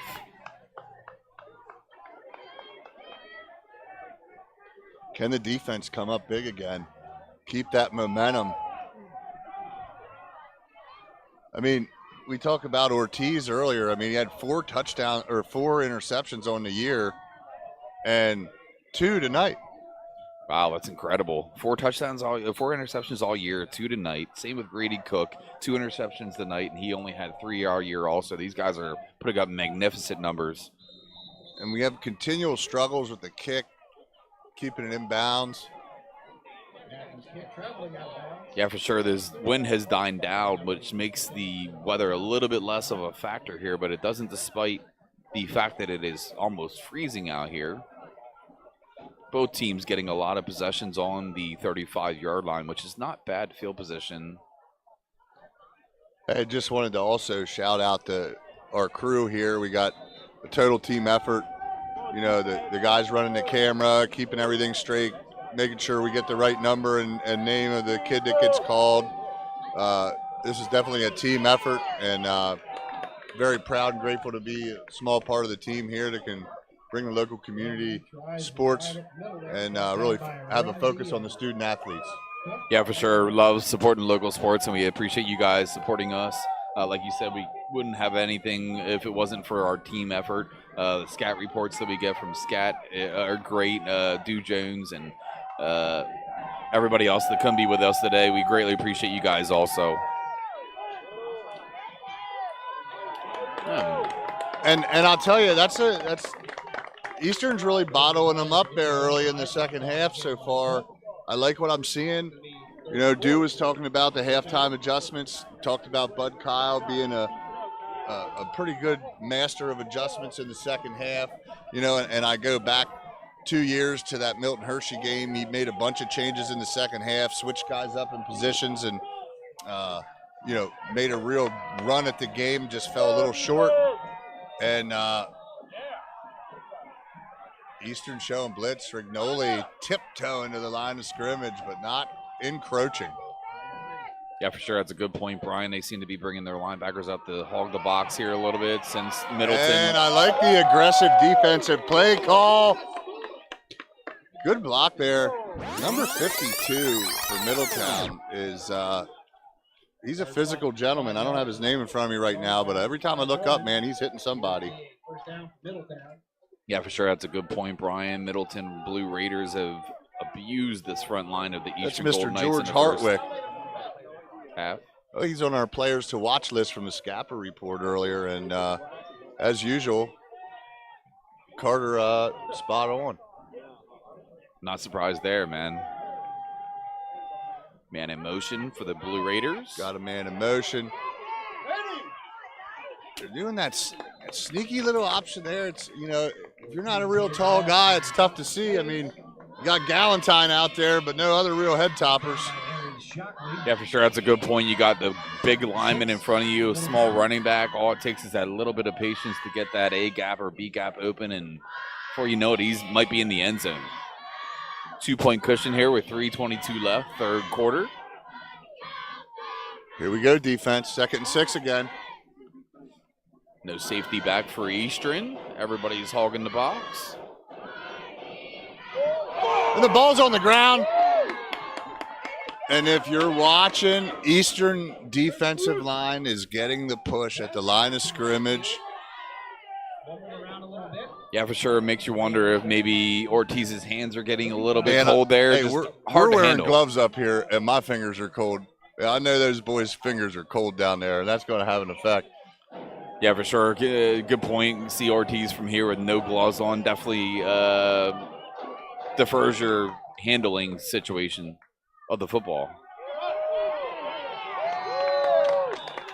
Good push up front by the offensive line. You know, you got to give Middletown credit. They're sticking to their game plan. They're not trying to do anything special. You can tell that they came in with a specific focus.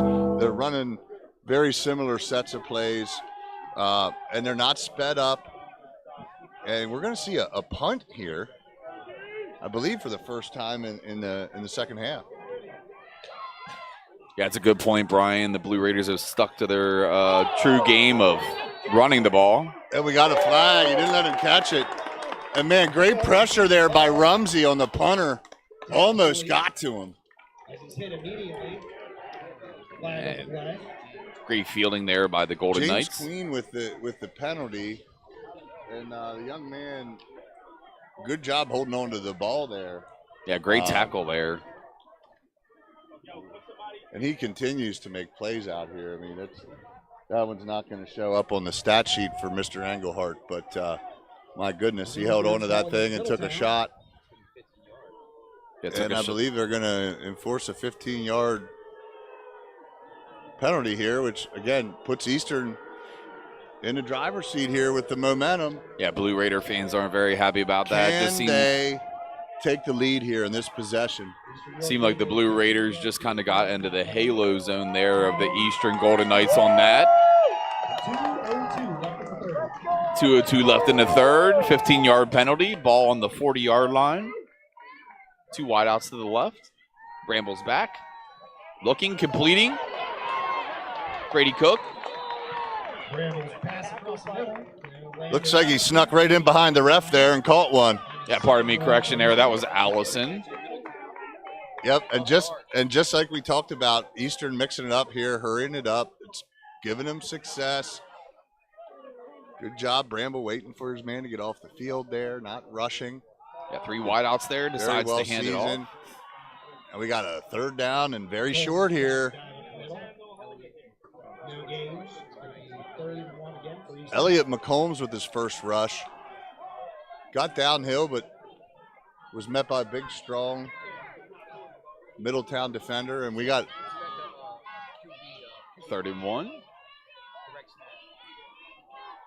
Direct snap, not to Bramble. Up the middle, running, still going, moving, down to the 32. You couldn't quite hear behind the mic here, but Mr. Dude Jones called out and he said, expect a tuck and run here. And my goodness, he was barreling and rambling and brambling his way for a first down as the Knights continue to capitalize on the momentum as we go under a minute.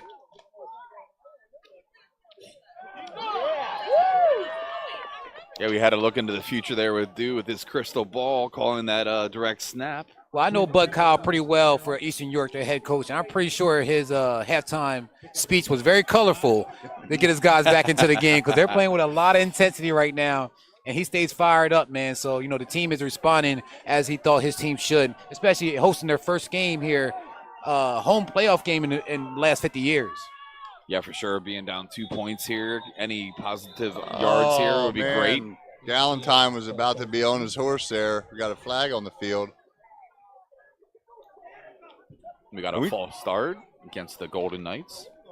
And we talked about, you know, mental toughness and conditioning in the first half here. And, you know, right now Eastern seems to be getting stronger as they go. And that's what you're going to look for. As they move back 5 yards for a false start, probably going to let the quarter run out. Yeah, for sure. Good point there, Brian. Got to have good mental and physical toughness in these playoff games. Hey, thank you for the kind words on the chat there, Mr. Zarfos. I'm sure we'll cross paths this winter during basketball season.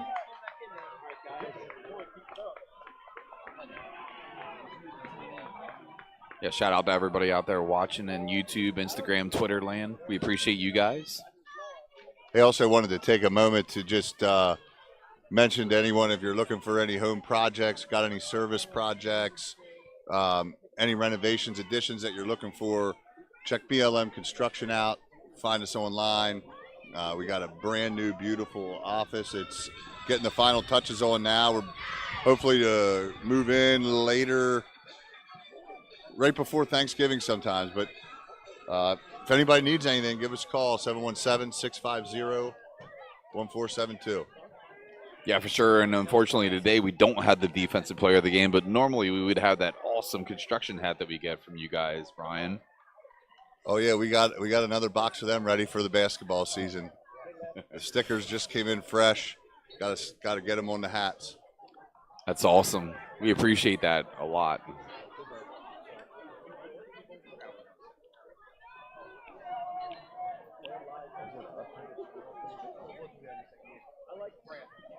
Yeah, we'll see what Bramble can come up with here.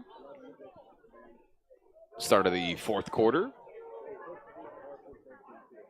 Bramble's back, looking, firing, incompletion.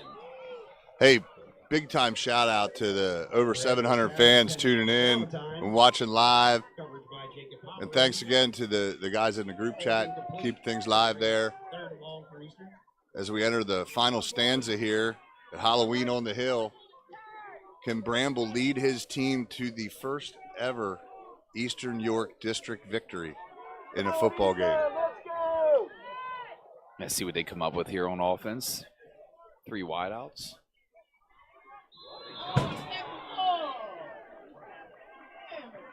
Dead ball foul on the Golden Knights. We'll move them back 5 yards.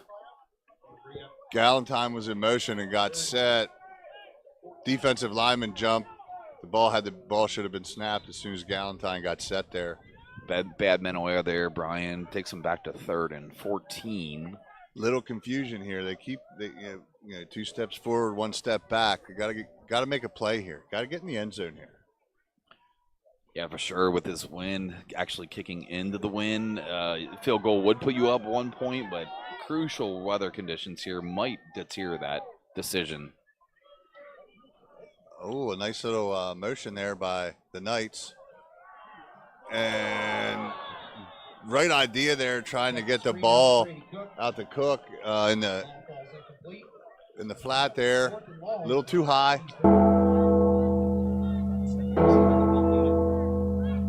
We're going to see another punt here.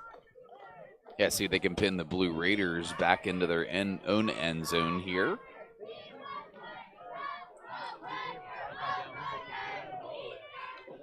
Yeah, and man, another missed opportunity there by Eastern. Had a good drive getting started, and nice punt there. Yeah, nice sure. punt. Took a good Eastern.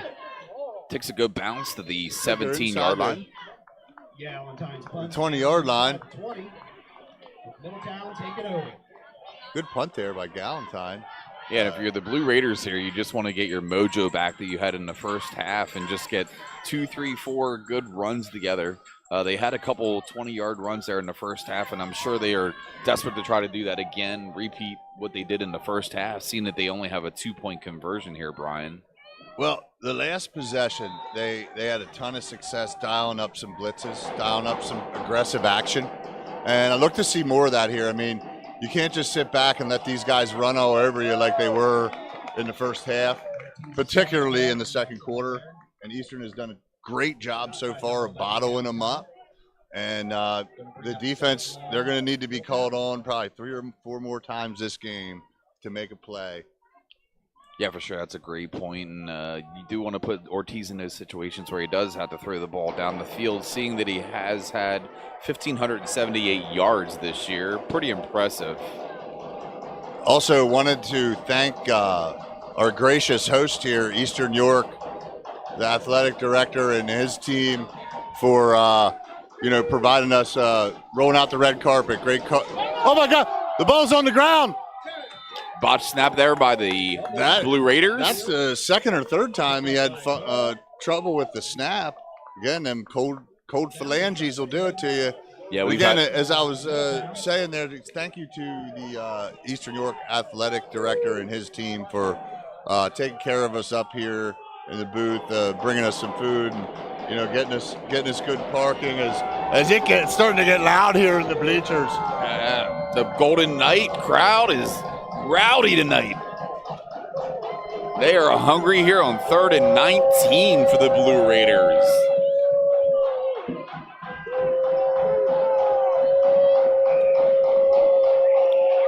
Handoff to 22 as they stay true to their game plan. Yeah, it was just about a gain of 5 yards there. Probably bring up about a 4th and 15. 4th and long here. Great job by the defense. The 12th man over here, the Eastern York student section and fan base. Crucial time of the game here with 9:46 left. The last thing you need is a bad punt. Gets it off. And Great another punt. nice spiral punt there. Wow. Good roll there. Whole way down to the 35-yard line, in fact. Englehart thought about scooping that up and thought better of it. Yeah, with the bounce there, Brian, it was probably actually like a net of about 55 yards on that punt, which is greatly needed if you're a Blue Raiders fan. Yeah, the way that ball was twisted and spinning, I wouldn't have trusted it either. Wow, those last couple punts that they have had have actually looked like a pass out of a quarterback's hand. You're used to seeing the rotation where it's end over end, and these look like somebody's throwing a 50-yard bomb. 3 wideouts here for the Golden Knights. Bramble's back. Couldn't complete it to Scrignoli. Bring up 2nd and 10. Yeah, he was already thinking about where he was going to run to before he had the ball in his hands. Not a bad throw there, but you got to have those plays here this late in the game by your senior captains. So we look for the Knights to capitalize here, get some momentum going, punch one in the end zone, and put the pressure on Middletown. Yeah, for sure. Even if you don't get the extra point, being up 3 points in this game, 4 points in this game would be crucial. Blue Raiders hog up the box. Short gain there by the Golden Knights, pardon me. And Bramble faked the handoff there to McCombs and took it himself and tried to make something happen, but we got a 3rd and long here all of a sudden as we approach the 9-minute mark. Yeah, Brian, we've said a 3rd and long a lot tonight. There hasn't been a whole lot of 3rd downs for either team that have been under 5 yards, which makes it very, very hard on the offenses. Yeah, and I'm dialing up a Brady Cook number here. I mean, he's stepping up, and he let one go here. Great pass, great catch. Down to the 30-yard line. Landon Allison. Bramble just dropping dimes. I mean, just dropped it right in the breadbasket in stride. 35-yard completion is deleted by a penalty, unfortunately, by the Golden Knights. Crowd is not happy, players are not happy, and referees did their job there. Now that could be a momentum killer. That's one thing, Brian. Now we got as good as Scrignoli has been tonight. Bramble is just showing how good his arm is, and there's a little bit of vulnerability here in the Blue Raiders secondary, I've noticed. Yeah, not too much in the playbook for a 3rd and 17. This is where you got to get it to your playmakers in open space and try to make a play. Maybe you get close to the sticks and you can go for it on 4th if it makes sense. But either way, you got to try to make something happen here. Little screenplay out here to the right. Got some good blocking there. And this is where I guess you play it safe, Brian, if you're the Golden Knights, and just trust your defense. Even though the Blue Raiders have done a very good job rushing the ball so far this game. Last couple drives, the Golden Knights have loaded up the box and done pretty good against the rush of the Blue Raiders. We are definitely seeing a lot of punts here in the second half, and it takes a little bit of an Eastern bounce as the Middletown Blue Raiders will take over. Yeah, down to the 43-yard line. Middletown takes over first down. If you're Middletown here, Brian, what is your strategy having this 2-point cushion here against the Golden Knights? Oh, I fully expect them to stay true to their game plan like they have all night here. They're going to keep handing the ball off. You're going to keep seeing a little bit of motion before the snap. The option for the quarterback. Will we see some fumbled snaps again? Will Eastern be able to make some plays? That's what we're looking for. But if I'm Middletown, you just got to run, keep the clock moving. And you're correct, and they keep it on the ground. He is up for about 8-yard gain. Sitting right around midfield. Approaching 7:50 here in the game, 4th quarter. I tell you what, Ash, and also Brian, if Eastern can hold up with their defense, they have a storybook ending on offense to close this game out with the ball in their hands for the last couple minutes of this game. It's going to be very interesting to see what happens here, but the defense has to step up and make a play and stop Middletown from going down the field. Yeah, for sure. That's a great point. Seeing that it's the first district playoffs you have here at Eastern, the thing that you would love to see is Bramble having that ball in his hands here with about 4 minutes left if you make this defense's stop. A little bit of a low snap, had to wrangle it as Roman gets taken down by Rumsey. Attempts to carry to the outside, brought down by Corbin Rumsey. And the clock continues to run here as Middletown will take their time. Yeah, great run to the left there. They are just such a good team at downhill running for sure. Great blocking. Even when it seems like the defense is closing in on that running back, just keeps his legs turning and turns nothing into a 2, 3, 4 yard gain. Eastern needs to make some plays here. They got to keep dialing up the blitzes. Get Middletown in a position where they have to throw the ball down the field. And here we go. See the blitz coming. And I'll tell you what, man, Roman is stout and strong. Bounces off the first guy almost every time. Yeah, he does. He is a very, very tough runner there, but gang tackle there by the Golden Knights. About 2-3 Navy jerseys around Roman there. Good tackle there by Cole Staker. Yeah, Roman, 71 yards per game, 6 touchdowns is beast. As the clock ticks down to under 6 minutes here on a 2nd and 10. And Ortiz, the Knights sending a Ortiz little bit is back. of pressure. He's looking deep. Ball is up and knocked down by the Golden Knights. Landon Englehart there. Heck, he's so fast, he was waiting on the receiver to get there. He made a play on the ball. Kind of a mind-boggling decision there on 2nd and 10, seeing that you've been running the ball as good as you have throughout this game. 5:52 left. Last thing you want to do is give these Golden Knights as much time as they can have with this ball if they're able to make a defensive stop here. Well, they're playing chess out there, and Eastern has been dialing blitzes up. I think they thought, hey, let's try to catch them with their pants down, and Eastern was in position and ready for that. Roman up the middle, gains about 5. Another little chipper there for Roman. Brought down again by Staker. And you hear Cole Staker with the tackle again. Good tackle there by the senior. It's a 4th and 7 here. 4th and 7, tough with decision. 5.5 left. Tough decision here for the Blue Raiders. And it appears Middletown's going to go for it here.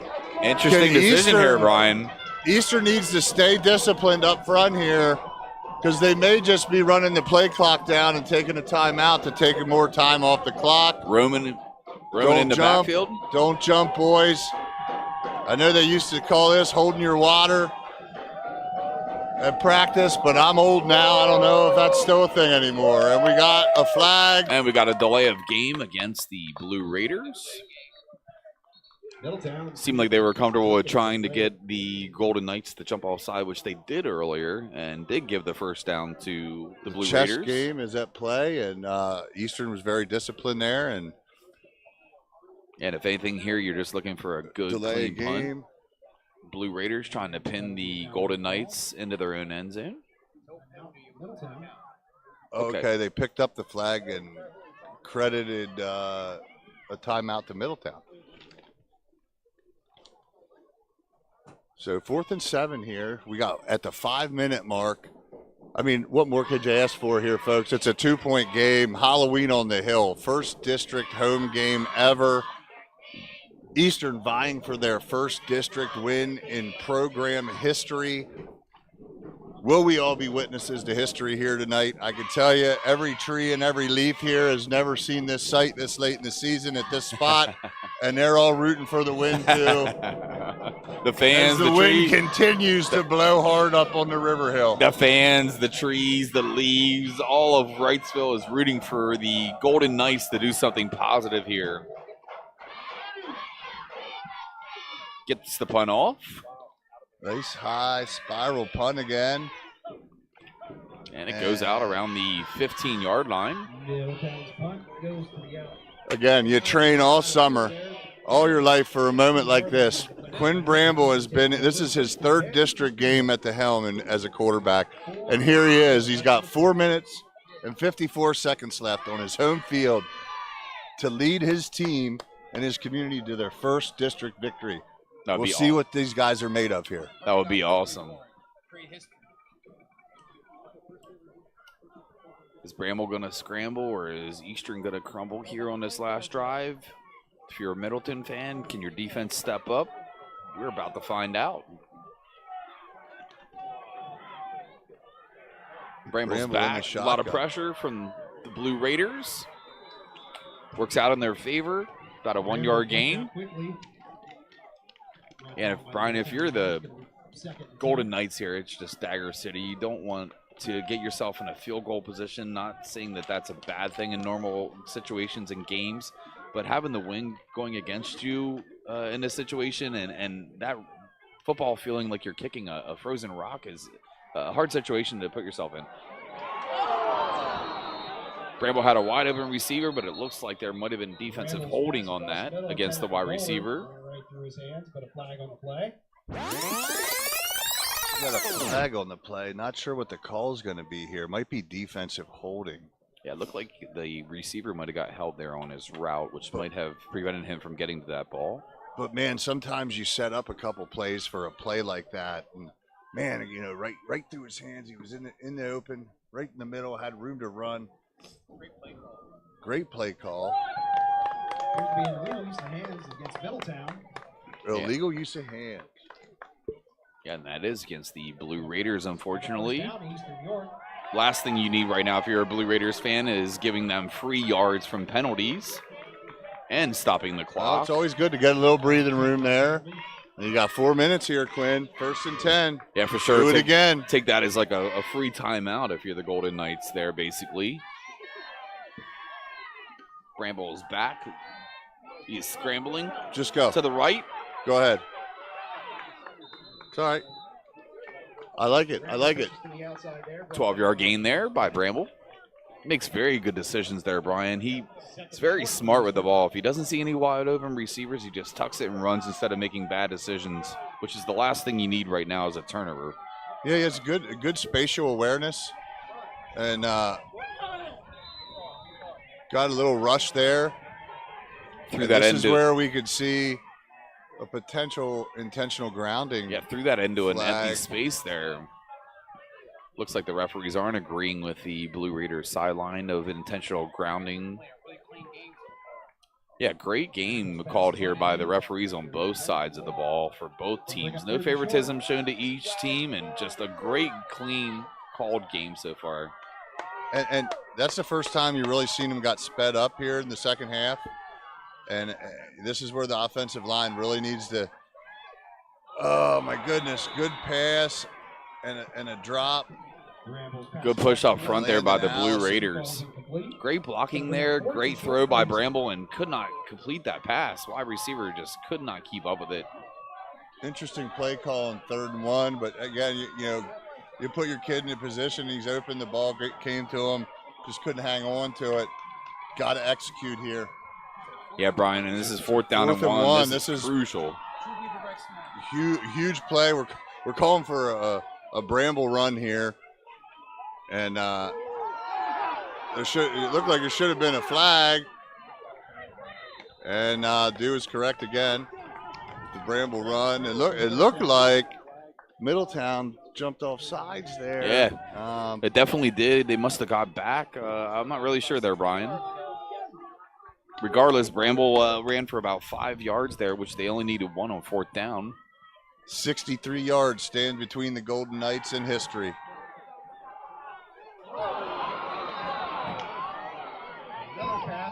Lennox Golder, again, great pass right in his hands.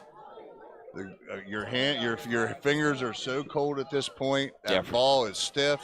Yeah, for sure, and that's one of those. That's one of those where you want to run with the ball before you actually catch it first, Brian. And one step at a time. Yep, you feel a little bit of pressure. It's clock's ticking down, but no harm, no foul there.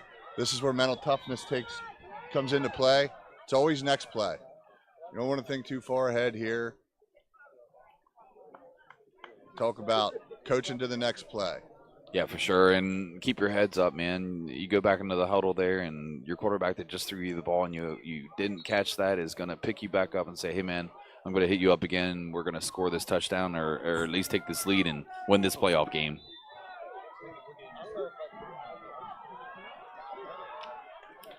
Golden Knights talked it over, and Bramble's back. He's looking to the left, firing, completing. Gets it into the hands of Landon Engelhart. Gets some positive yardage there. Yeah, about a gain of 5 there for Engelhart, averaging 67 yards per game. 15 left. We got a 3rd and 5, 2-point game. We're going to go to a commercial here, folks. Thanks for tuning in. Stick with us. Sports Shooting Stars, we bring the game to you. At Thornton Automotive, 6 locations in Manchester, Dover, East York, and Red Lion. Our Customer Appreciation Sales Event is going on now. At Thornton Automotive, we understand you have a lot of choices for your automotive needs, and we invite you to come in and see why we're York County's fastest growing auto group. You want to drive home happy with over 700 new and used cars, trucks, and SUVs? You got it! You want huge clearance savings with no money down and low payments? You got it! Then shop online 24/7 at Thornton247.com.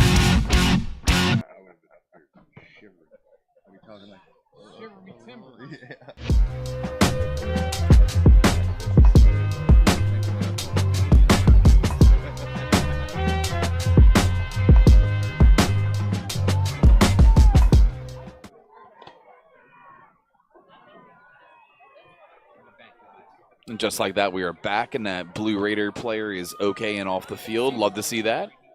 Whole season is on the line here. If you're the I know I got to stand up here. I can't sit down anymore. Motion creates emotion. 3 minutes and 10 seconds. We need some Golden Knight magic Bramble here. back, getting pressure from behind, rushes. Positive yards, but brings down 4th down. Great scramble there by the quarterback. Again, the spatial awareness he has. There's a guy right on his back hip. He knew to tuck the ball. He was about to try to get it try to knock it out of his arm, and he just knew instinctually to wrap it up. And yeah, for sure. And a lot of time being wasted here, Brian. Second time that they've been in this predicament where they've been in a 4th down situation. You need to convert these 4th down situations, or this game is over. I think about these seniors and all the other football players that came before these guys. Here we got 2 yards. Let's keep the sticks moving. Bramble keeps it in the hands of your guy. He has answered the call each and every time so far tonight. Yeah, it seems like the Blue Raiders just can't stop Bramble, man. Whether he's tucking and running or throwing the ball, he's incredible. He has been willing his team to first downs all night. Love to see this young man get this win tonight. Bramble's back. He's looking, firing. Another drop. And that's Golder again. I don't know if he's hearing footsteps or what down there, but the young man's got to think next play. Next play. Forget about that one. Forget about the last one. Yeah, for sure. Probably about 20 yards given up there on 2 drop balls by him so far. Yeah, Brian, even with the drop passes, you got to give Quinn Bramble a lot of credit. He's putting the ball right on the money, man. He's playing a really sound game.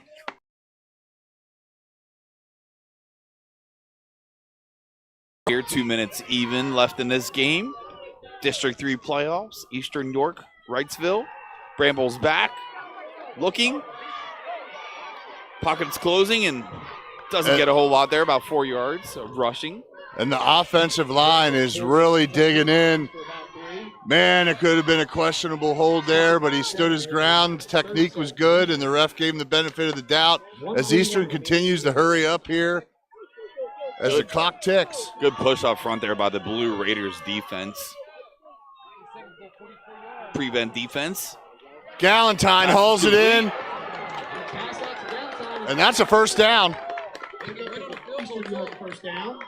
Yeah, and the thing about it is, Brian, all they need here is 3 points and a field goal to win this game with 1:25 left. 35 yards away from history. Can the Golden Knights pull it off? Bramble back, looking, rushes on, throws it out, incomplete. The only positive thing about that, blitz Brian, call. Is the clock stops. I might use a timeout here from Eastern York, maybe just to get a break. The offensive line has been just junkyard dogs here the whole second half. That was the first time they let a couple guys through there a little too easily. But Bramble with the great move, getting the ball out of his hand. Short pass to the right. Gain of Great about 5. pass and catch.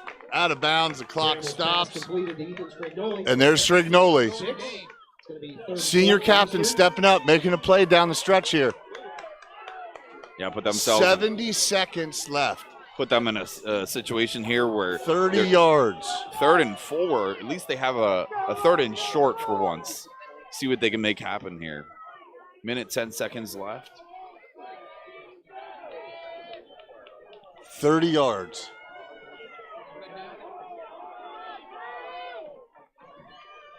Man in motion. Bramble's looking, firing, completing. First down for the Golden Finds Knights. Allison over the middle. Great presence by Bramble in the pocket. Again, the offensive line doing everything they can. Minute 5 seconds We got left under here. a minute here. 1st and 10. Do it again. Bramble's back. He's looking. Ran through his progressions. Hey, nice job. Good coverage downfield. Again, I've been saying this since the beginning of the game. Bramble's ability to read through his progressions calmly, and make good decisions. I mean, he hasn't really made any bad decisions tonight. No interceptions by Bramble, and he does get to his 3rd read, like you said. And tonight he really has to, because this Blue Raiders defense, especially their secondary, has really, really stepped up. It looks like Bramble is really struggling to find an open wide receiver. See if they can change that here on. Yeah, and this is maybe where you give one to Strignoli and let him run roughshod here. Strignoli out to the right. Bramble looking. Everybody's More covered. He's coverage, going to the got end zone. Strignoli in the- And it is knocked down by a Blue Raider. Great So play a little by the too Blue late. Raiders. That is 2 times today that Bramble has thrown a pretty good ball. A little bit too much air underneath of it and gave that defender too much time to close in on that wide receiver. Kane Kalanick with a good play there, knocking the football out of bounds. Not trying to maybe make an interception and mishandle it and somebody catch it in the end zone. Great awareness there and mental toughness, making the fundamental play. Yeah, for Great sure. defense by the young man. Just seems like it's really hard to get a lot of zip on that ball tonight. That has to do with this ball being so cold. See what Bramble can do here with 3 wideouts to the left. He's back. He's looking. And he's going for open. And it's intercepted by the Blue Raiders. And he let it hang a little too high, and Quinn Ryan, that might Bramble seal the threw an deal here. interception. But we got a flag on the field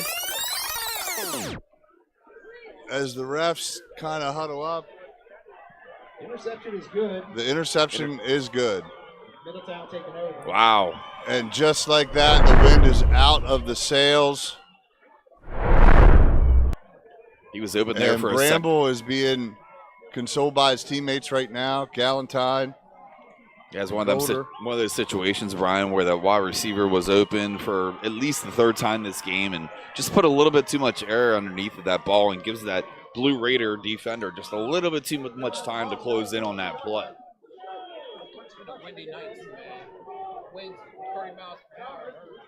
Yeah, 30-mile-per-hour winds here up on Eastern York's High School Hill. You never say die here. Eastern York has 3 timeouts left. There's 40 seconds to go. The defense, I told you, they're going to need to be called on several more times to make a play. Can they do it here? Yeah, 3 quick stops. Yeah, for sure, Brian. You made a good point that they are going to get in that situation again 2 or 3 more times, and here we are right at the end of the game. See what this defensive line can do for the Golden Knights. Ortiz, handoff. How about a safety? Call the timeout. Timeout. Oh, Golden Knights to stop come on, the clock man. If anything here, Brian, you just need to keep the mental errors for the Blue Raiders down. You don't need a fumble in this situation, but just be smart with the ball.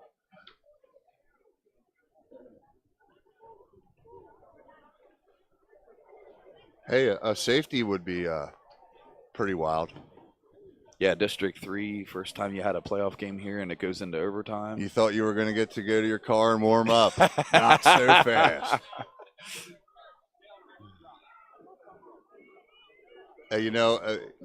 Either way here, another tremendous season by the Eastern York Golden Knights. And you got to tip your cap to Middletown coming in at 5-5. Very disciplined. They stuck with their game plan all night. I thought Eastern played a really, really good game. They missed a few opportunities at the wrong moment. And here they are. They're still in a position to win. Again, you talk about the offense, having the ball down 2, trying to score. Well, here you go. Now the defense gets its chance. Yeah, you train all your life for this kind of stuff. You got your whole community here. Yeah, for sure. And if you're the Blue Raiders, all you need here is a first down to end this. Decide to keep it on the ground, and he is going. It 40, looks like 50. They're going to catch up. 45, 40. Nope. He's still going on his feet down to the 22-yard line. 20 seconds left in the game. And Brian, we just spoke about it. If they get a first down, that might be the dagger in the coffin. Landon Englehart showing some real heart there. Running that kid down from the goal line. Yeah, that two-headed. He actually looped around and got in front of him. That's how fast he is. Yeah, two-headed monster there. Roman and Paul tonight has been crucial for the Blue Raiders. Good tackle. It looks like one more snap here, and they'll kneel it down. Inching down to 10 seconds here, and great effort by the Golden Knights. If you're a Golden Knights fan, you got to take the positives from this season and go into next season, man. What a game, and for the seniors, Fritz and Mackey and Staker and Rumsey and McCombs and Myers and Strignoli and Bramble. Great season, gentlemen. Way to forward the program, forward the culture. 3rd year in a row making the district playoffs. First time hosting. You got to climb the ladder. Yeah, for sure. And hats off to Coach Ortiz and his son Ortiz for having a great game tonight as quarterback. Like you said, the offensive line blocking so good for the Blue Raiders and their running backs. Just a little bit too much for the Golden Knights tonight. And just like that, we will have the Middleton Blue Raiders versus the waiting West York Bulldogs, number 2 seed. Well, Eastern has a lot of young talent coming up. You're going to hear the Cook name more. There's a couple other young men, Olfen. You'll hear some of these younger names, Smeltzer, as time goes on. And how lucky for them, they got to see a district home game. They're not going to want to drop the torch. So I look for things to go onward and upward from here. And great season to the Eastern York Golden Knights, and congrats to Middletown. Yeah, as sure. I'm sure a West York game, it'll be a pretty good matchup. I mean, these guys are big and strong. Will they be able to bottle the Bulldogs up? I don't know. Yeah, it'll be a great matchup there. I think it's going to be a great running game matchup. Both those teams have great offensive lines. They control their line of scrimmage very, very well. So I think it's going to come down to what happens on the defenses in that matchup for sure. But on to the next season here for the Golden Knights. Props to them for making the District 3 playoffs this year. We got some score updates here. Spring Grove defeats Muhlenberg 35-0. Bermudian defeats Big Springs 25-24. Whoa. And Elko defeats Kennerdale 28-21. Well-fought season to all the guys who didn't win tonight, and congrats to the winners, and good luck moving on. And as the playoffs continue here, guys, if anyone in the local community schools want to sponsor and cover the District 3 fees to broadcast these games, please reach out to Sports Shooting Stars. You can find us on Facebook. And big shout out to the crew here putting all this together. This is a total team effort. And so thank you to everybody also tuning in and being active on the group chat. Yeah, for sure. Todd, Marcellus couldn't be here, but Dude Jones, Scat, Brian, me, couldn't have him without all of us, even the referees and everybody else's efforts just to support local sports. We greatly appreciate all of you guys. Yeah, I can't mention enough Wrightsville Social Club for reaching out and helping us get this game on TV. Big help from Brian Singer, of course. Also, Eastern York alumni. It was a great game from Eastern York. They had a lot of fight in them. They did not give up at all. They really controlled that third quarter, and really, and to be honest, they was really in control of the fourth quarter as well. If I'm not mistaken, I don't believe Middletown scored at all in the second half. So, Eastern York had their opportunities, but right now we've got to give a lot of credit to Middletown for walking away with a big-time victory on the road, seeded number 10 in their District 3 division, and we'll give them a lot of credit. Good luck for them next week as they face West York, which is a 9-1 team. I think West York is number 2 ranked in that. Susquehanna Township's number 1 in that division, but West York is number 2, and rightfully so. They have a lot of explosive plays, a lot of explosive players, great coaching by Coach Miller and the rest of his staff. So, you never know. Maybe next week we'll be there to film that game if we get some sponsors to come in. Yup. Yeah, absolutely. And another big-time game is next week. Next week is Spring Grove versus New Oxford. So, you never know where we're going to be. I know York High, I believe, plays against Wilson. They'll go to Wilson, and also Central York has a home game. So that'll be a really great interesting matchup next week in the District 3 playoffs. Yeah, for sure. The weather definitely isn't going to warm up anytime soon or next week, but the plays on the field definitely will. And these teams, they're just juggernauts at this point in time, and we're going to see the best come out of these guys for sure. And I'm super excited to either announce these games or tune into you guys. If I can't make it out here myself, I will grab my own bag of popcorn next week, possibly. And just to go ahead and I got a little bit of feedback. Central York will be playing against Cedar Cliff next week. But again, thanks for tuning in tonight. It's been a windy day. It's a fall night. It's Halloween night. Halloween on the Hill. We had a great time here at Eastern York. Big shout out to Middletown. Blue Raiders for their big time victory. Also want to mention about the World Series. I don't know the final of the World Series yet. 3-1 Dodgers right now. We cover all things sports. Go ahead and check us out at sportsshootingstars.com. Follow us on Facebook, Twitter, and Instagram. We're going to go ahead and wrap up for the night. It's pretty chilly. Thank you for everybody that's tuning in. Big shout out to Cliff Kern. He's our producer from afar. Make sure everything is going clear and we have everything in 4K. Thank you for our sponsors again tonight, Riceville Social Club, for looking out for this particular game. Thank you for the AD here, Matt Finelli, for being so accommodating and allowing us to hear the film. Big shout out to Ashley Edwards, did a great job commentating. Brian Singer, of course, and of course, Marcellus Cotwald, Todd Edwards, they were watching from afar as well. And we'll be somewhere next week. Sports Shooting Stars, we bring the game to you.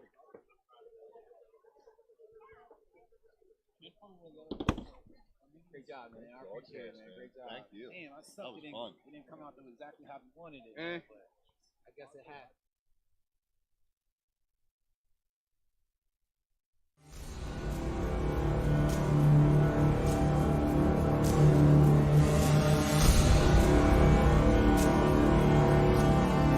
Greetings and salutations, sports fans.